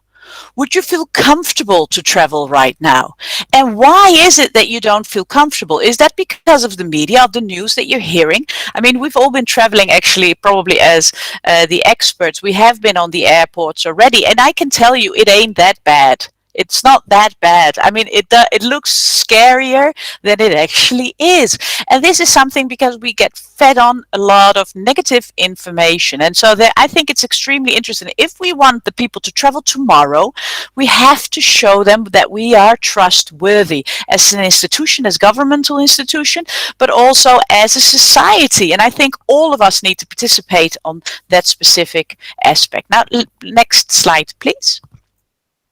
So here are some of the travel trends that actually came by. I put them actually in order, and I think I wanted to just, as students always love travel trends, I think this is extremely interesting. What I put in green, I think, and I envision that it is extremely easy to be doing for India to actually improve on those trends, okay?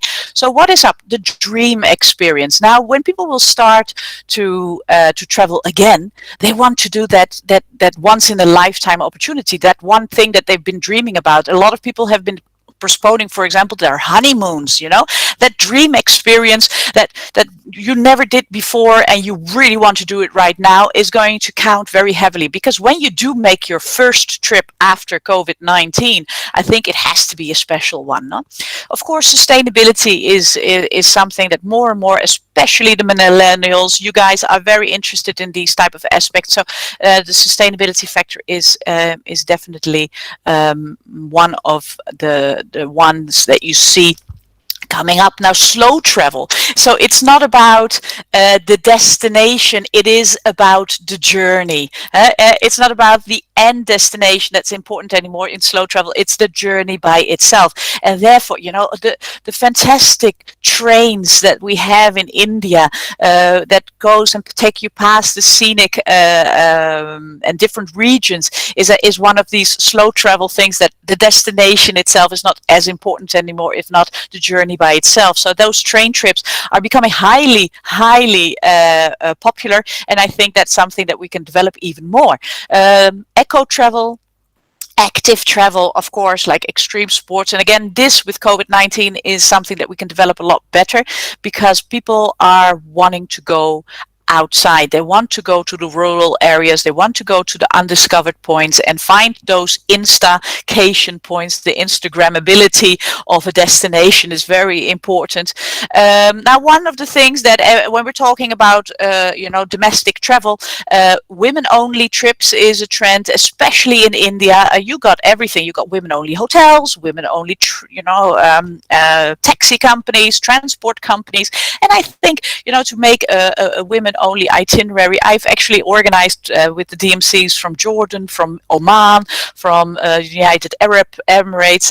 We organized many different types of itineraries, and it's very interesting then to maybe add on some cultural aspects, or good, like visiting women charities or activities that have been taken in those rural destinations by women, and to make it something very, very inspirational, because that's another thing, inspirational. Now, the millennials, when they travel, they want to be inspired. They want to learn something from their travel. They want to maybe go to a speaking class or a course, or like for example, a cooking course. Now, Europeans, when we travel, we'd love to learn yoga. We love to learn meditation. We love to learn things that is very doable, of course, in India.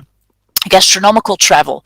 I mean, India, how many beautiful and gorgeous meals we've got. We have to promote that a little bit better even, gastro travel is definitely on everybody's hot list. It would be one of mine as well. I love eating, so I'm not very good at not eating. So gastro travel I think is becoming extremely important. Now going local for you guys is as in domestic travel could be very interesting.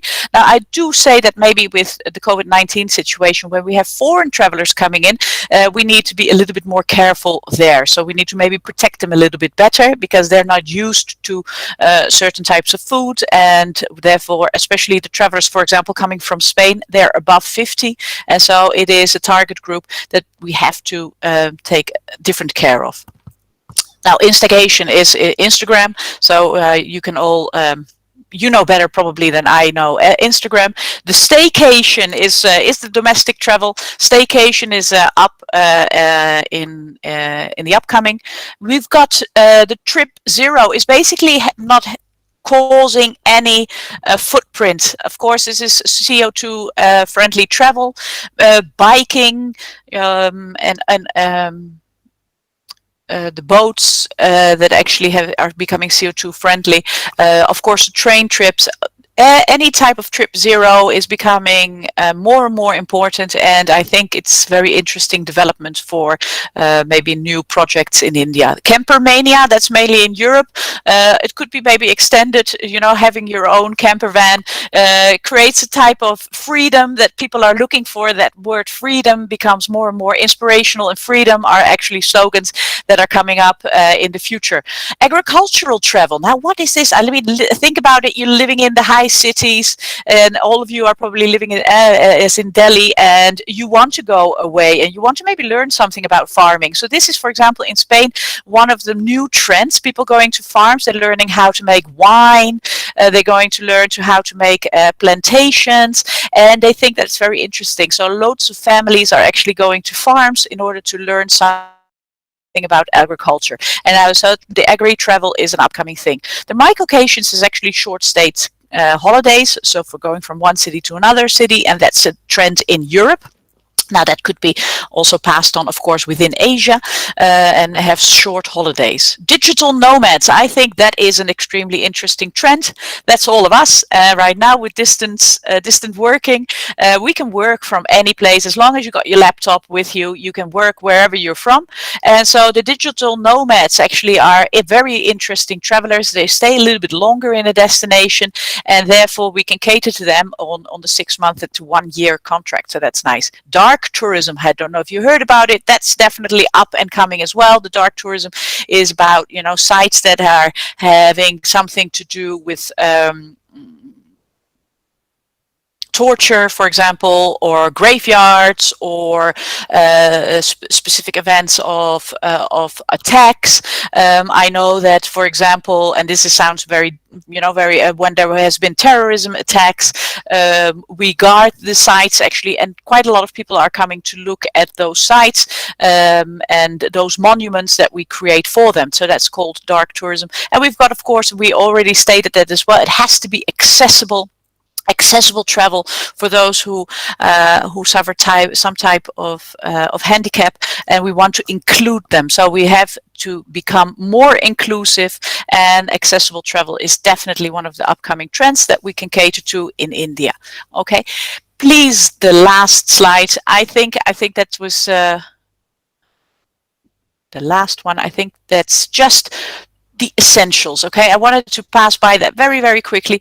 We have to decentralize all the hotspots. We have to convert some of that traffic to other destinations, and that is, as students, as the upcoming professional of my industry, I always want to stress that out. That is going to be your duty. It's one of the most important things to be organizing. How can we create traffic to other destinations and become creative at those things? We're going to see as well the smart cities coming up to actually do, create a different traffic flow when people are visiting those hotspots. So this is an essential that's coming up for the future. Now, we have to have those fixed protocols for all tourism partners. That's what I was talking about, the same rules and regulations. We have to build trust with our partners. It's very important that the tour operators and the travel agencies feel that they are doing the right thing in promoting India towards local traffic and foreign traffic. We have to have one focal point of information for all those with all those regulations and protocols that we're going to be making, and so the tourists can easily find that information. We have to give them the guarantees. We have to have maybe much more flexibility, but we have to be prepared to be flexible. That is something, it sounds easy to be flexible, but it's not. And we have to prepare ourselves to be even more flexible if we want to create traffic. Now, we can of course do many types of marketing campaigns and PR communications, but everything has to be very, very clear with that one focal point. Now, I hope that you enjoyed my presentation. If you have any further questions, everybody has my details, so I'm very, very happy to be there. I love working together with students. I teach actually at quite a lot of business schools here in Barcelona, and it is an utmost pleasure always to be with the youth, because you keep me up my toes and you tell me things that I don't know about TikTok. For example, I got a TikTok tutorial by one of my students not such a long time ago. My kids love it now as well, so that's, I try to keep up with speed, and I want to thank you for listening to me. So please feel free to contact our offices if you are in need of any further information. I'm always there, and please do connect on LinkedIn as well, as I like to keep up with what everybody is doing. So namaste. and I'll pass it back to you. Thank you so much, ma'am. It was really informative, and we really enjoyed what you taught us today. Thank you so much, ma'am. Thank you. Now, I'd like to present someone who has made a name for himself in a way no one else can. Everybody, please welcome Professor Dimitrios Bouhalis for a keynote address. Professor Dimitrios Bouhalis is a strategic management and marketing expert with a specialization in information communication technology applications in tourism, travel, hospitality, and leisure industries. He is the director of the e-Tourism Lab and deputy director of the International Center for Tourism and Hospitality Research at Bournemouth University Business School in England. He is the editor-in-chief of the most established journal in tourism and the editor-in-chief of the Encyclopedia of Tourism Management and Marketing. We welcome you, sir. Thank you very much. Namaste. Great morning and happy World Tourism Day. It's a wonderful thing to see all of you and to see the enthusiasm about tourism that's coming out of India, and how we all embrace the wonderful opportunities that tourism has actually brought us to bring cultures together.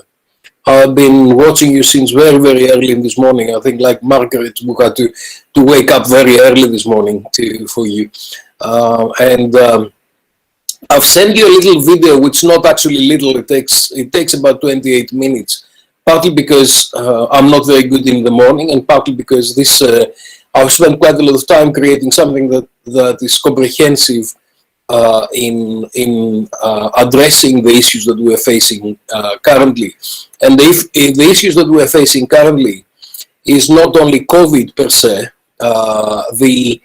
the pandemic and the health scare. And right now in India, you are facing that more than a lot of other places, because it came all the way from China, it came to Europe, then down to Latin America, and then it's coming back your way. And I think it's really critical to understand how, at this particular moment, we take a pause and we understand what we need to do as a community, and how we should actually help use tourism to help communities rather than use communities to help tourism.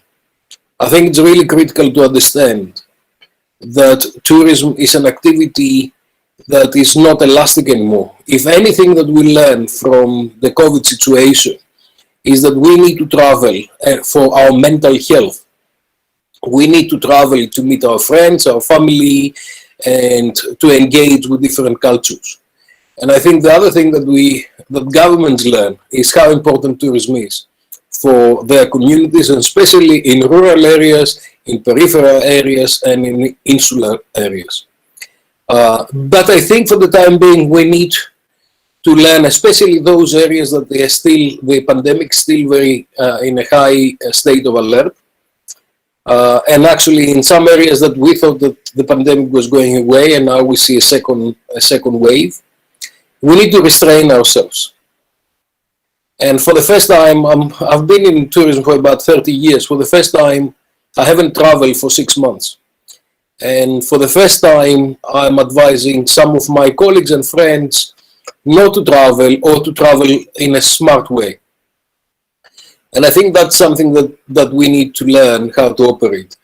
It's a storm, and storms go away, and the rainbow is coming out. But until the rainbow comes out, we need to make sure that everybody's safe, everybody's dry, and we need to keep people under the umbrella. And we need to prepare.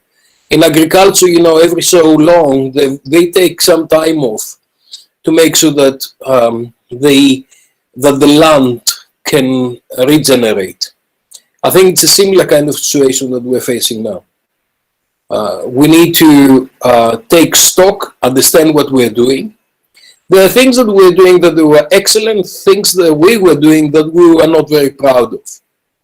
A lot of people are jumping into conclusions, and they say, okay, let's do less tourism, let's do the growth, let's do sustainability, let's do a lot of things.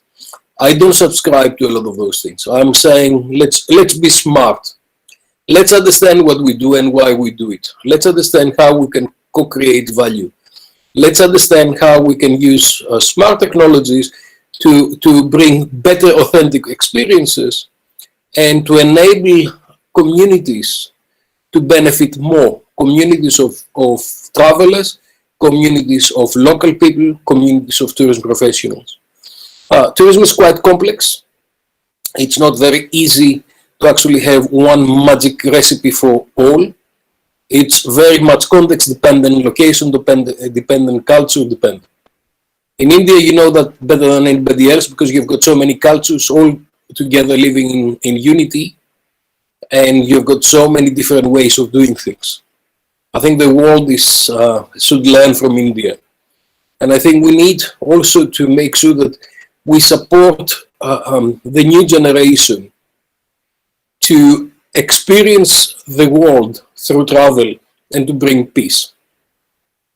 Now, I'm not sure if you like to play the video.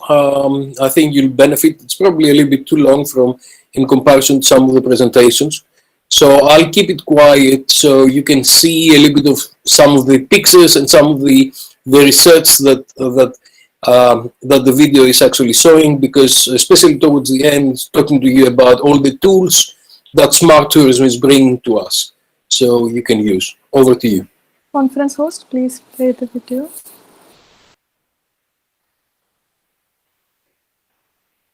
Hello, it's a great pleasure to be with you virtually today, as unfortunately we cannot travel because of COVID. But at least it gives me the opportunity to be with you and share some of the latest research that we're doing on how technology can help us dealing with COVID and enabling the tourism and hospitality industries to regain and reignite in order to be able to come back to the new normality and how we can operate in the new normal. Let me share my screen so I can show you some of my latest research on the area. So COVID has had a major impact in the tourism industry everywhere around the world. It's a crisis unlike any other because we do not know when it's going to go away. Normally, the tourism industry is very resilient, but normally most of the crises that we face have got a specific period. So if you've got an earthquake, or you've got a tsunami, or you've got terrorism attacks, or you've got some kind of natural disaster, it has got a period of time and then we're going to recovery.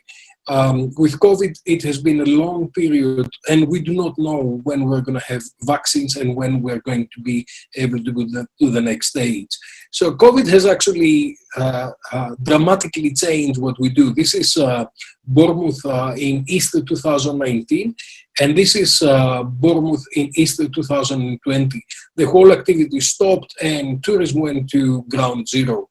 And of course, we were expecting 2020 to be a record year again, and of course, COVID has dramatically changed the growth that we experienced. And for the first time ever, most of the companies around the world and most of the destinations, they had to do demarketing and say to people, please stay at home, see you soon, see you when it's safe to see you. This is British Airways parking most of their planes in Bournemouth Airport because we ran out of space for aircraft because when no aircraft are flying, it will be quite difficult to actually bring all of them in parking positions. I started working on COVID quite early, from February 2020. And I said that, look, this is a crisis that we have never seen before, and we need to apply humanity, solidarity, leadership, and resilience in order to be able to manage all the resources, to make, to be able to manage all the people, and make sure that that our industry is resilient. And of course, because we are locked down and people were not traveling, it's becoming much more evident to everybody how important tourism is, not only for the economic activity that many destinations have got to face, but also because of the ability of many travelers and many individuals to go out and enjoy the different resources and make sure that they're healthy and they're happy. And I think increasingly we connect the tourism industry with the mental health of individuals.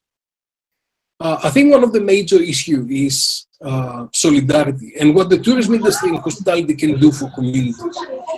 It's critical that we make sure that the tourism and hospitality industries support our communities and make sure that we can take things forward. And the WTO came up and discussed about the need for solidarity, commitment, and support for the tourism industry, so we can go back to our realities. On my blog, I've been talking about brace, brace, brace, warning the tourism industry around the world about the major problems that we are facing and how we should be in a position to actually address those problems and how we can prepare better for that kind of situation.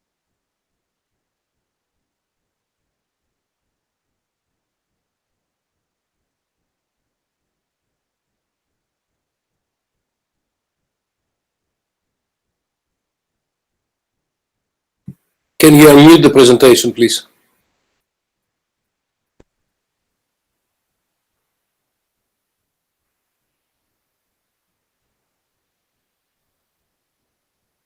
Me to we, and to start thinking about how can we contribute to society. A lot of hospitality organizations like these restaurants went together and they start feeding the health workers who are on the hospitals, giving their battle every day. And companies like Hilton came up to support the key workers and the health workers to be able to have rest and to avoid going back to their families, infecting other people, and making sure that they could do their job in the best possible way. A lot of restaurants around the world, they start cooking for those people in need. And this is one of my favorite restaurants in Greece. It's called Tomarouli, which means the lettuce. It's a vegetarian restaurant. And what they did is they started creating about 200 portions of food every day. And they were inviting anybody who was in need to come and pick up some food for their families. And of course, this became known, and a lot of people from the community, they were bringing ingredients like pasta, rice, oil, and different ingredients, so they can make a contribution towards that element of solidarity and to help everybody survive this difficult period. I think solidarity is a critical element that we've seen all over the world, and I think this will be one of the key themes of what we'll be seeing in the future. Now, we embarked to a different future. We are not going to go to the past, but we're going to go to a new different future where a lot of things may change and we'll need to operate in different ways. So it's probably not very clever to look backwards, but really, because the past is becoming irrelevant. But it's much more interesting to look into how can we prepare the tourism industry for the future, and how can we enable all the different resources to come together to co-create the future of tourism. We are blessed in the sense that COVID does not influence our assets. We still have our product, our brand, and we can still co-create our experience with local residents, creating products and services that they are differentiated and they're authentic. And I think this is also a difference from other crises, which normally they have a lot of infrastructure being destroyed. I created a very comprehensive framework where you need to look into a range of different aspects of a policy and strategy, depending on the destination. The slides do not play. So during the crisis, it's really about looking after people in terms of people first, safety and security, looking after our staff, our community. And conference host, can you please play the slides, because they don't play. They've stopped. I guess they're working fine. I'll just check again. Give me a minute, yourself. Sorry.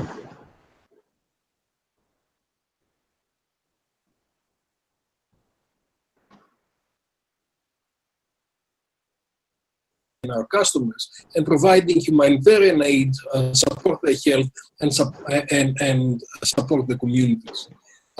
During that period, we really need to look after liquidity and stock as far as the finance is concerned, and also we need to look at our relationships and communications with partners, suppliers, distributors, and help consumers with reservations or cancellations by being alert and agile to keep the engine warm until we are ready to open.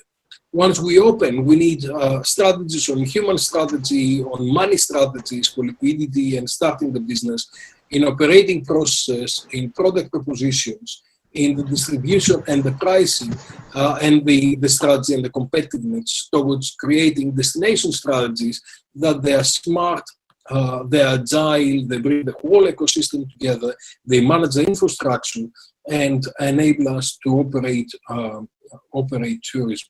We really need to look into resources and sustainability, and we need to look into planning, current capacity and multipliers, all of those things. We need to re-examine to see how we can manage tourism better.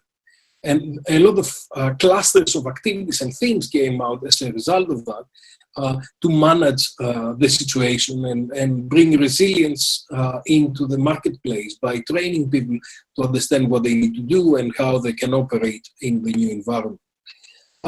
So nobody is safe, but we can say that we can have destinations that are COVID ready, that they've got protocols, they've got processes, they've got ecosystems, and they've got agility to actually deal in real time with their context. And their context, their location, their clientele, their local population, their space and architecture, their services, their personnel, and their business and their processes. I think in the new situation, we need to reignite in a very careful way. We need to refocus, we need to redesign our tourism product, and we need effectively to re-engineer the tourism industry to meet the new normal. Now, as you know, I've been working for many, many years on smart and agile tourism, and smartness and agility is giving us a range of tools to manage those things. So technology enables everybody to be interconnected, and it engages us in a range of different processes where we look into our data and we create processes that they manage our resources in the best possible way. Smart systems have been here before, but now becoming much more critical in our operations. some of you may have heard me before talking about the smartness as taking advantage of interconnectivity and interoperability of integrated products and services to re-engineer process and data in order to produce innovative services, products, and procedures. This has never been more critical than now, because we really need to bring all the different resources of data together and to manage those data in order to be able to support our communities and support our guests. And as the data is becoming very dynamic, when we've got epidemiological trends that they are changing hourly sometimes or daily, we need to be totally alert to bring in real-time information and engage all the stakeholders towards optimizing the collective performance of the entire network. And I think smartness then becomes really, really critical in terms of the co-creation of value and and enabling communities to stay safe and also do economic activities.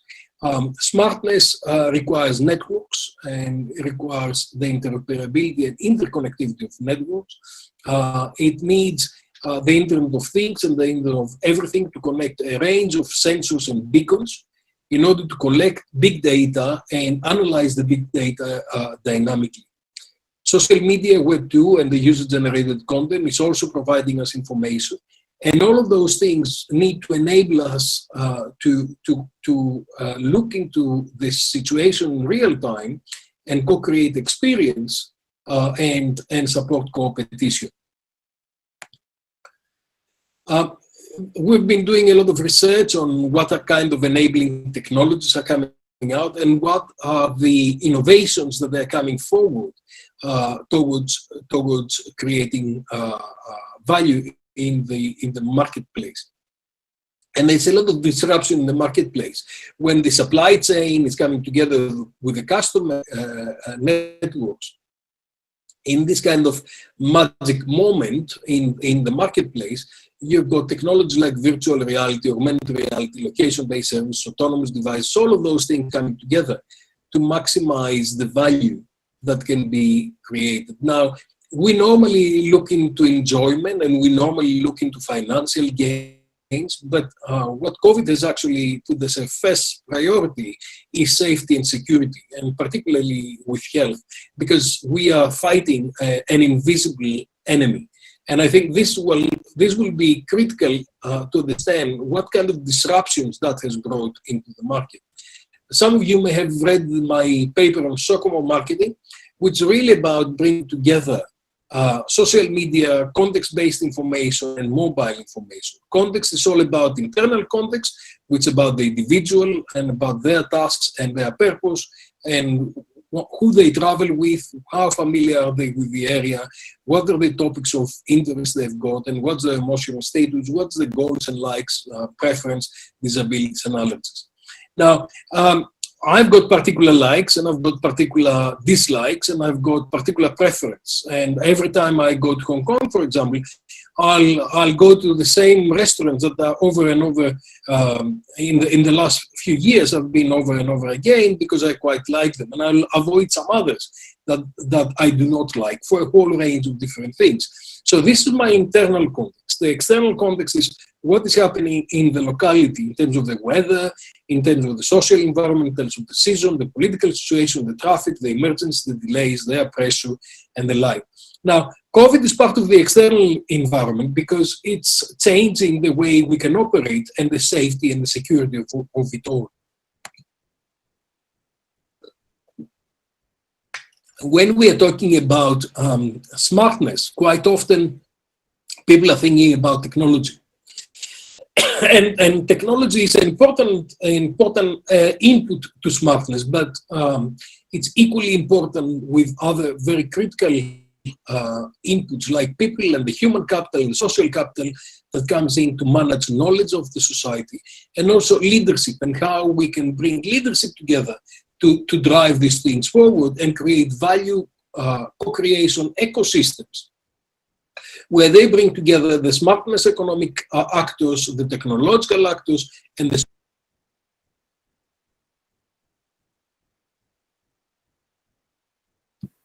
conference host, there is a problem with the presentation.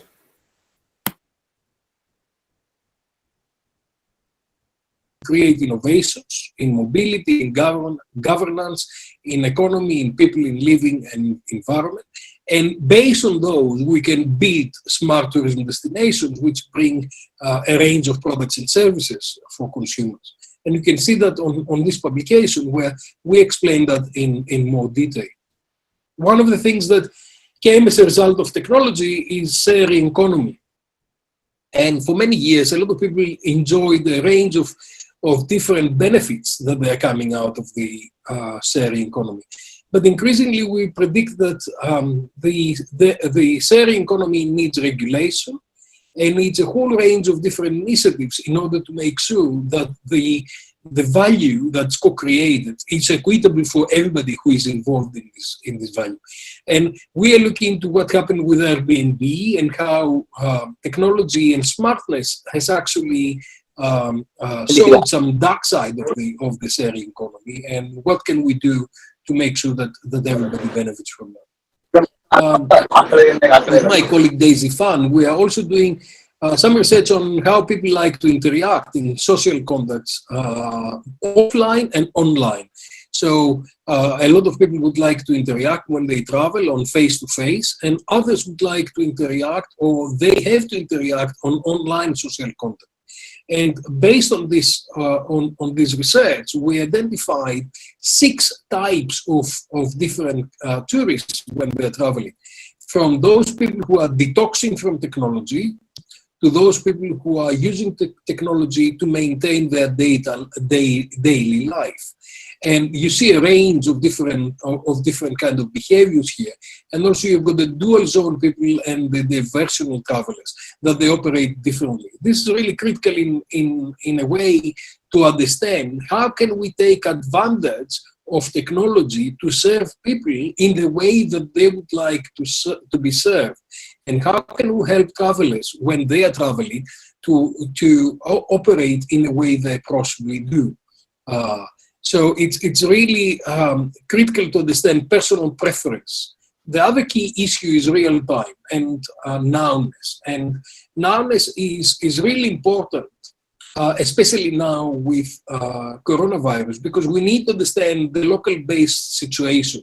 And we need to understand the options that we've got in every of those situations. So we need to be able to follow sentiment analysis, hashtags, mentions, trading topics, keywords, and what the competitors are doing in order to make sure that we take the best action. Now, nowness is happening when we've got some real-time triggers. So something is happening and it triggers a reaction.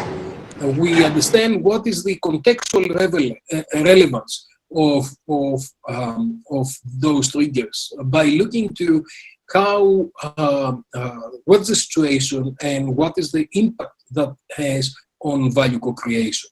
And then nowness is looking at co-creation. It's data-driven. It's consumer-centric. It's looking to the experience and how you can enhance the experience in real time. So by looking to all of those things, you create enablers that they are driving value for brands, for consumers, and for potential consumers, and also for the society in general. And the last concept I want to leave you with is ambient intelligence. Ambient intelligence is when you've got technology everywhere, and that introduces smart systems to everyday environments that are propelling interoperability and interconnectivity of all systems, vehicles and devices, through the Internet of Everything.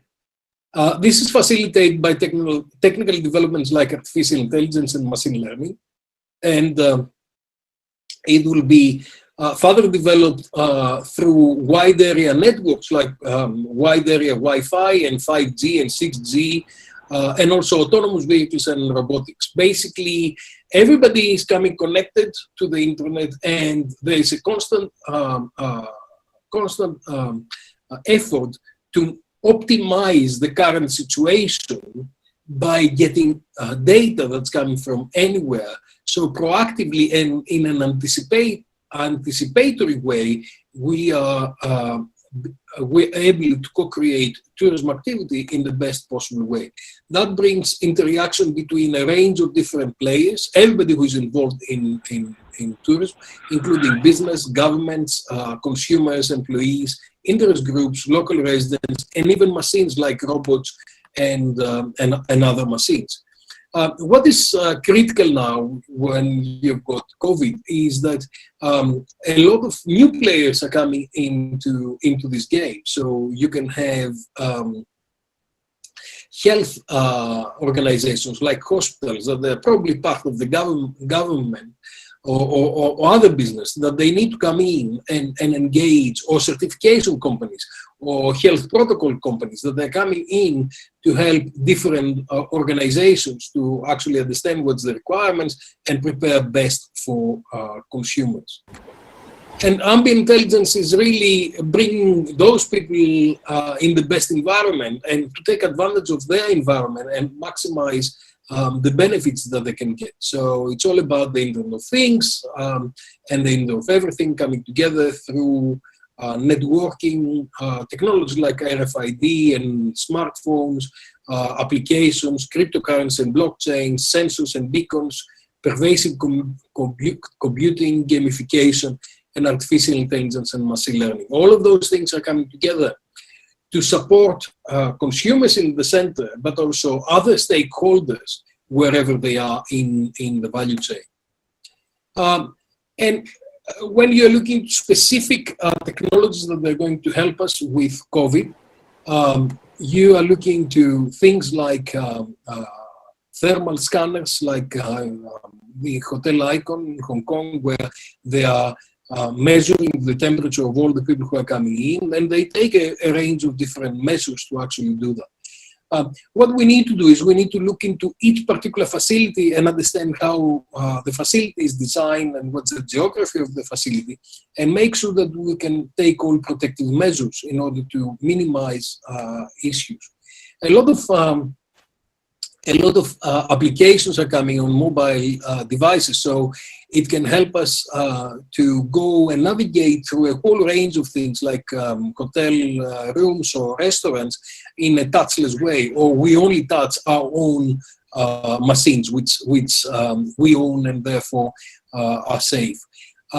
So a lot of the applications are coming forward to manage everything within the room and manage to make reservations or to make or to order food in a restaurant without touching any of the menus. A lot of those things already have been existing for many years in Hotel Icon, in many applications in China and several other places, but they are now becoming mainstream because COVID is forcing all this technology to come forward. You'll see other machines like UV disinfecting, going to rooms and different facilities to disinfect. You'll see fogging machines that they are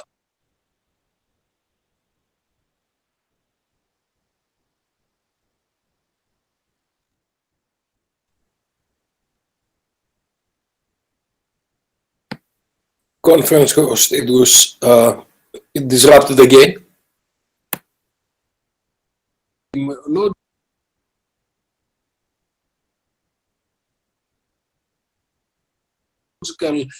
Development that we can trace all the people who can be possibly affected by those things. And some of the applications, especially in China, they were giving the green light to those who have been safer.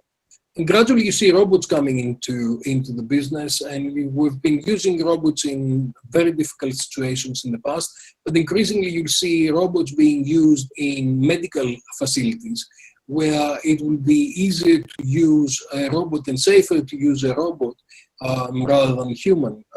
So robots will be sent to undertake some of the procedures and help individuals to manage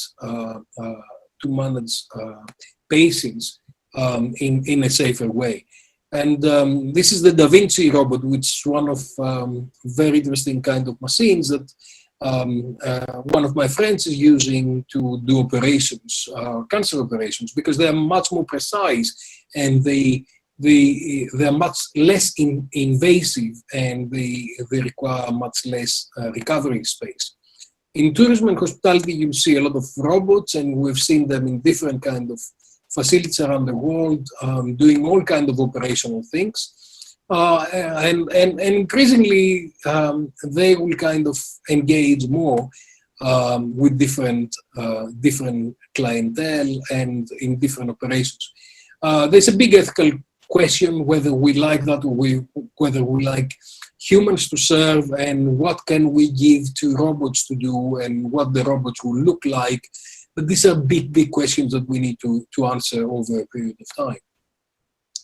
Increasingly, robots will be helping us to do different things. And when I normally say these things, people think that that's something that's going to happen in the future. In fact, this is last year I was in the New Century Grand Hotel in Hangzhou in China. And of course, this robot was following me everywhere, became my best friend for a while. And that was interesting, because the robots are already here and they're already operational, and we need to learn how to operate with them.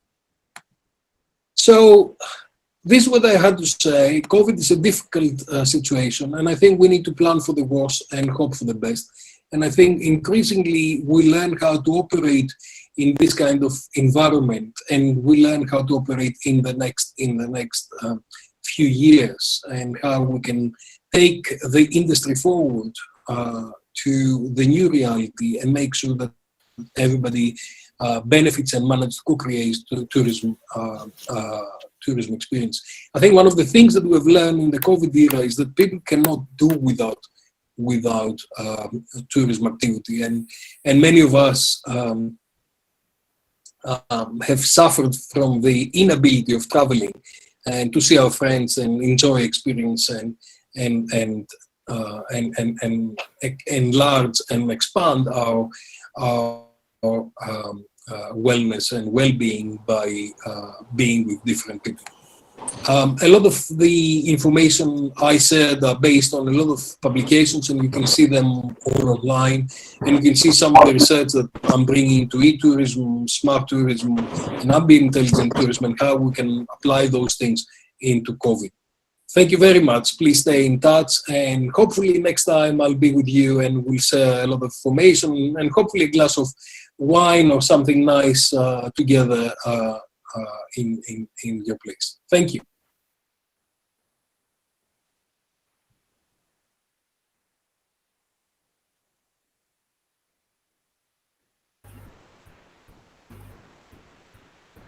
So can we continue?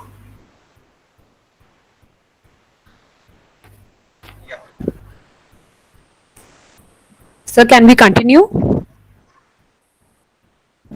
Yes, you can. If anybody has got any questions, or you like to discuss anything, I'm more than happy to answer any questions. I'm sorry, it kind of looks long, but it's a comprehensive kind of approach to look into the issue that we have in hand, and also the way forward by looking to a range of smart solutions to help us go to the next day.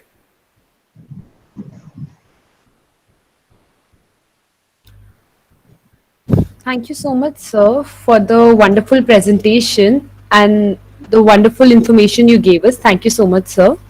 Now, I would like to call upon Professor K. Ratnam, who is currently a history professor, chairman board of Studies of History, member of Academic Council, College Development Council, Faculty of Social Science, Research Degree Committee, Teachers Welfare Fund, Committee in Jivaji University, Gwalior. He is also a prominent member secretary of the Indian Council of Historical Research and Indian Council of Philosophical Research, and many other high posts like these. He has a teaching and administrative experience of about 27 years. The number of his published works marks more than 100. He also guided 42 research students in his experience. We welcome you, sir, to give your concluding remarks for the event. Thank you. First of all, I congratulate all the persons who are related or to the tourist industry on the occasion of this International Tourism Day that was adopted on 27th of September in 1970, I think. So it is, we are going to enter in the golden jubilee year, so far I feel. Matter stated it was adopted in or observed this International Tourism Day right from the 1980, the 40th International Tourist Day. And the organizers of this international webinar, the chairman of the governing body of the college, Professor C.V. Tripathi ji, and the distinguished principal, Dr. Indrajit ji, and my dear young friend, Professor Ashutosh ji and Dr. Ravindra Singh, who has been associated with me for the last more than 2 decades from Gwalior. First of all, I must congratulate to this College of the University of Delhi for organizing such a wonderful event on the International Tourist Day, and being the executive head of the Indian Council of Philosophical Research, under which sponsorship this program is going to, or rather is going on. So I should welcome all the my dear foreign dignitaries, friends, those have delivered wonderfully their lectures, presentations, and the feelings towards the industry of tourism. I don't feel to nothing is left to say something about the tourism, and being a student of the history of art and philosophy. But as a history and the culture and the philosophy, we are selling like anything as a tourist product in the Indian context. So it is a very important. That's why when Dr. Ashutosh ji asked me to organizing such a event, and I am very happy to inform you that the very moment I gave my consent to organize with the intellectual support of the Indian Council of Philosophical Research. On this behalf of the council, I welcome again to all the organizers and the foreign friends, those have gave their views here, and I don't feel to say again and not to repeat or anything more. What as for the Indian context, what I feel about the tourism industry or the tourism in India, we consider Lord Shiva as the first tourist when he covered all the universe with the Bhagavati Sati on their shoulders. So in that way, we have a very philosophical background of development of tourism in India. But in the Western world, it is based on the leisure, pleasure, and the change for the so many causes. We traveled and stay more than a night, and there are so many definitions of the tourism in the world. What in India we supposed to be to consider tourism as a salvation or the moksha, and in the very early days in our ancient period, when the people come in the end of their lives, they go to the Char Dham Yatra, and that was very difficult at that time. What they goes, and the families send them with the prayer to the God for the moksha. So we have a very philosophical background in the tourism, Deshantan or Tirthantan, that it has become the tourism Paryatan. So in Indian context, tourism is a very wide subject, and we studied tourism from the Indian point of view. We must have to study the Indian culture, Indian rituals, values, lifestyle. As in the pandemic period, what personally I feel in the last 6 or 7 months, I am in the confined and unable to move anywhere else. So the relevance of the tourism has become much more and more. So I hope that after this pandemic or after the new era will come, the importance of the tourism will be much and more, and this industry will flourish like anything. The people, those are the much panic by this pandemic. They are in the search of this peace or to change. And after this pandemic, this industry will flourish like anything. With this hope, I say my once again thanks to the organizers. Special my thanks to Dr. Kumar Ashutosh ji and by Dr. Ravindra ji. Those are very much in contact for the last more than a week with me, and discussing about each and everything about this webinar. And thank you very much. Thank you. Over to the host. Thank you so much, sir. Amulya. Ashutosh sir wants to say something.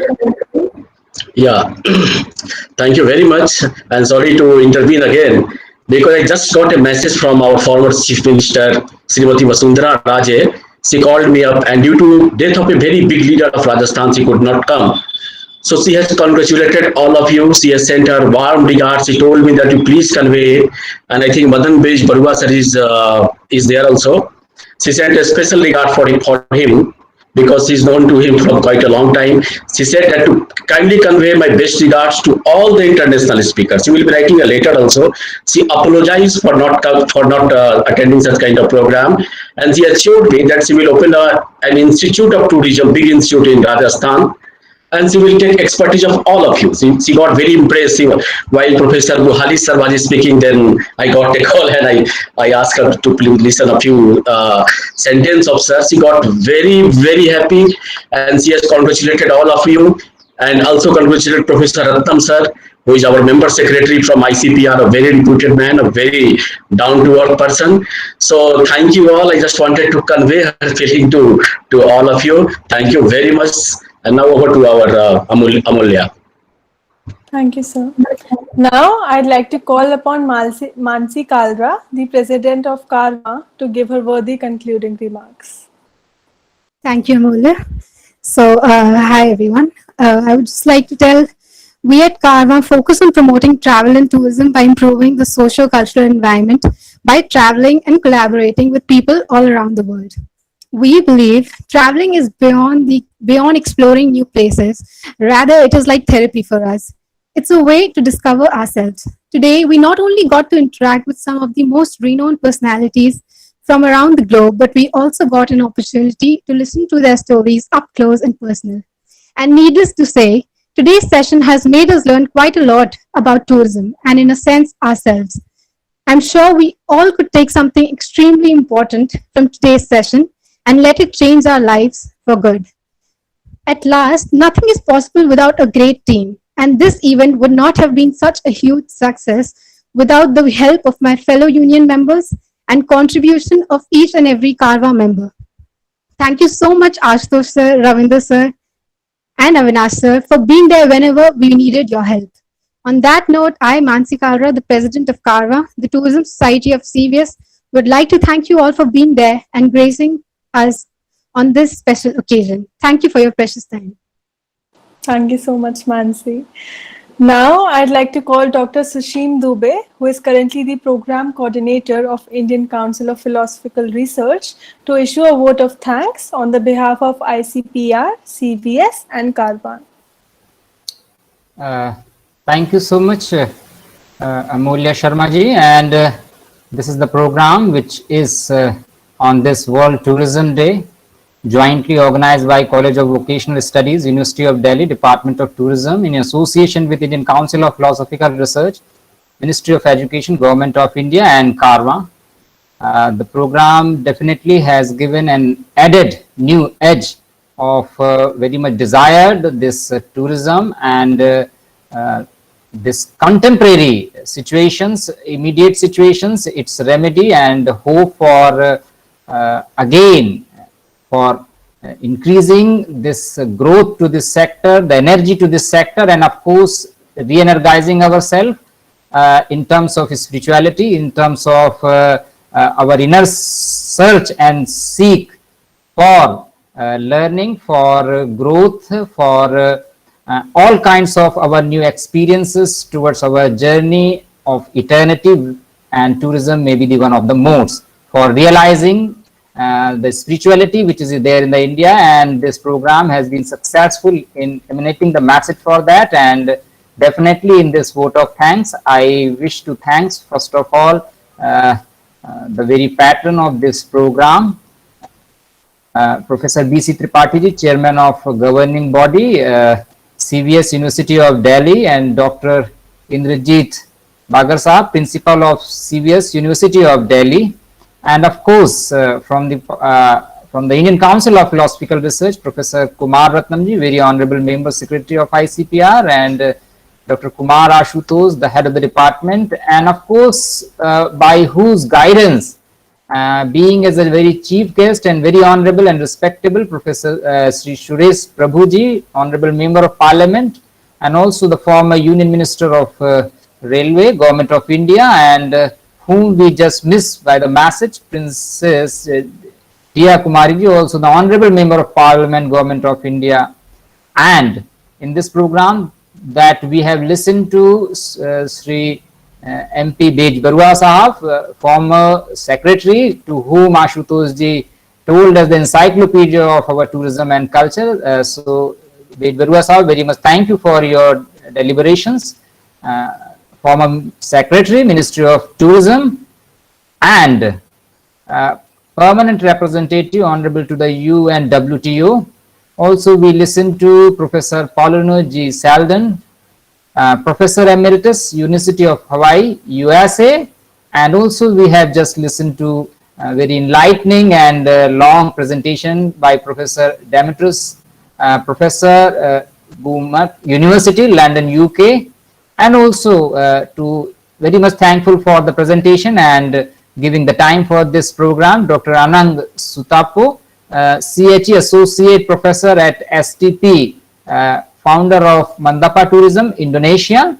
And on the very vibrant note and energetic, we have listened to Margaret Van Egmond, Sustainable Tourism Consultant, Barcelona, Spain, and those all who made this program successfully behind the curtain and round the corner, round the clock, Dr. Ravindra Singh, Assistant Professor CVS, Mr. Avinash Chandra, Assistant Professor CVS, and both who jointly hosted this program continuously, Amulya Sharma and Mansi Kalra, and the very beautiful dance depicting Indian culture by Manisha Kumari.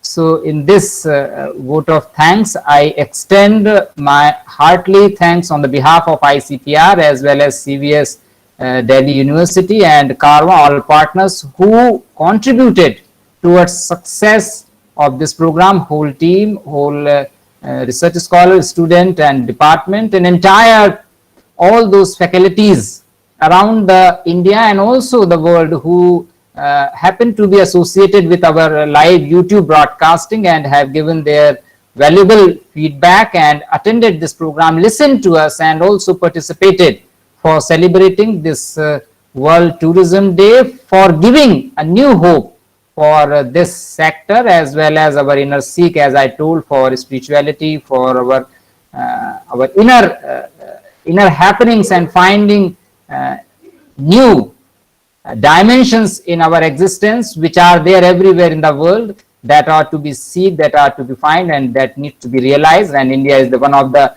oldest civilizations rich in cultural heritage, and already our member secretary honorable told about that. This is the tirth that we have had in Indian culture for thousands of years, and that was related with the realization, of course. So in that very humble note, I also extend once again my thanks, and with this I also invite all of us for Rashtragan Jangadman, if I am allowed. Yes, sir. Yes, So, sure, yes, sir. definitely. Please stand up. Yes.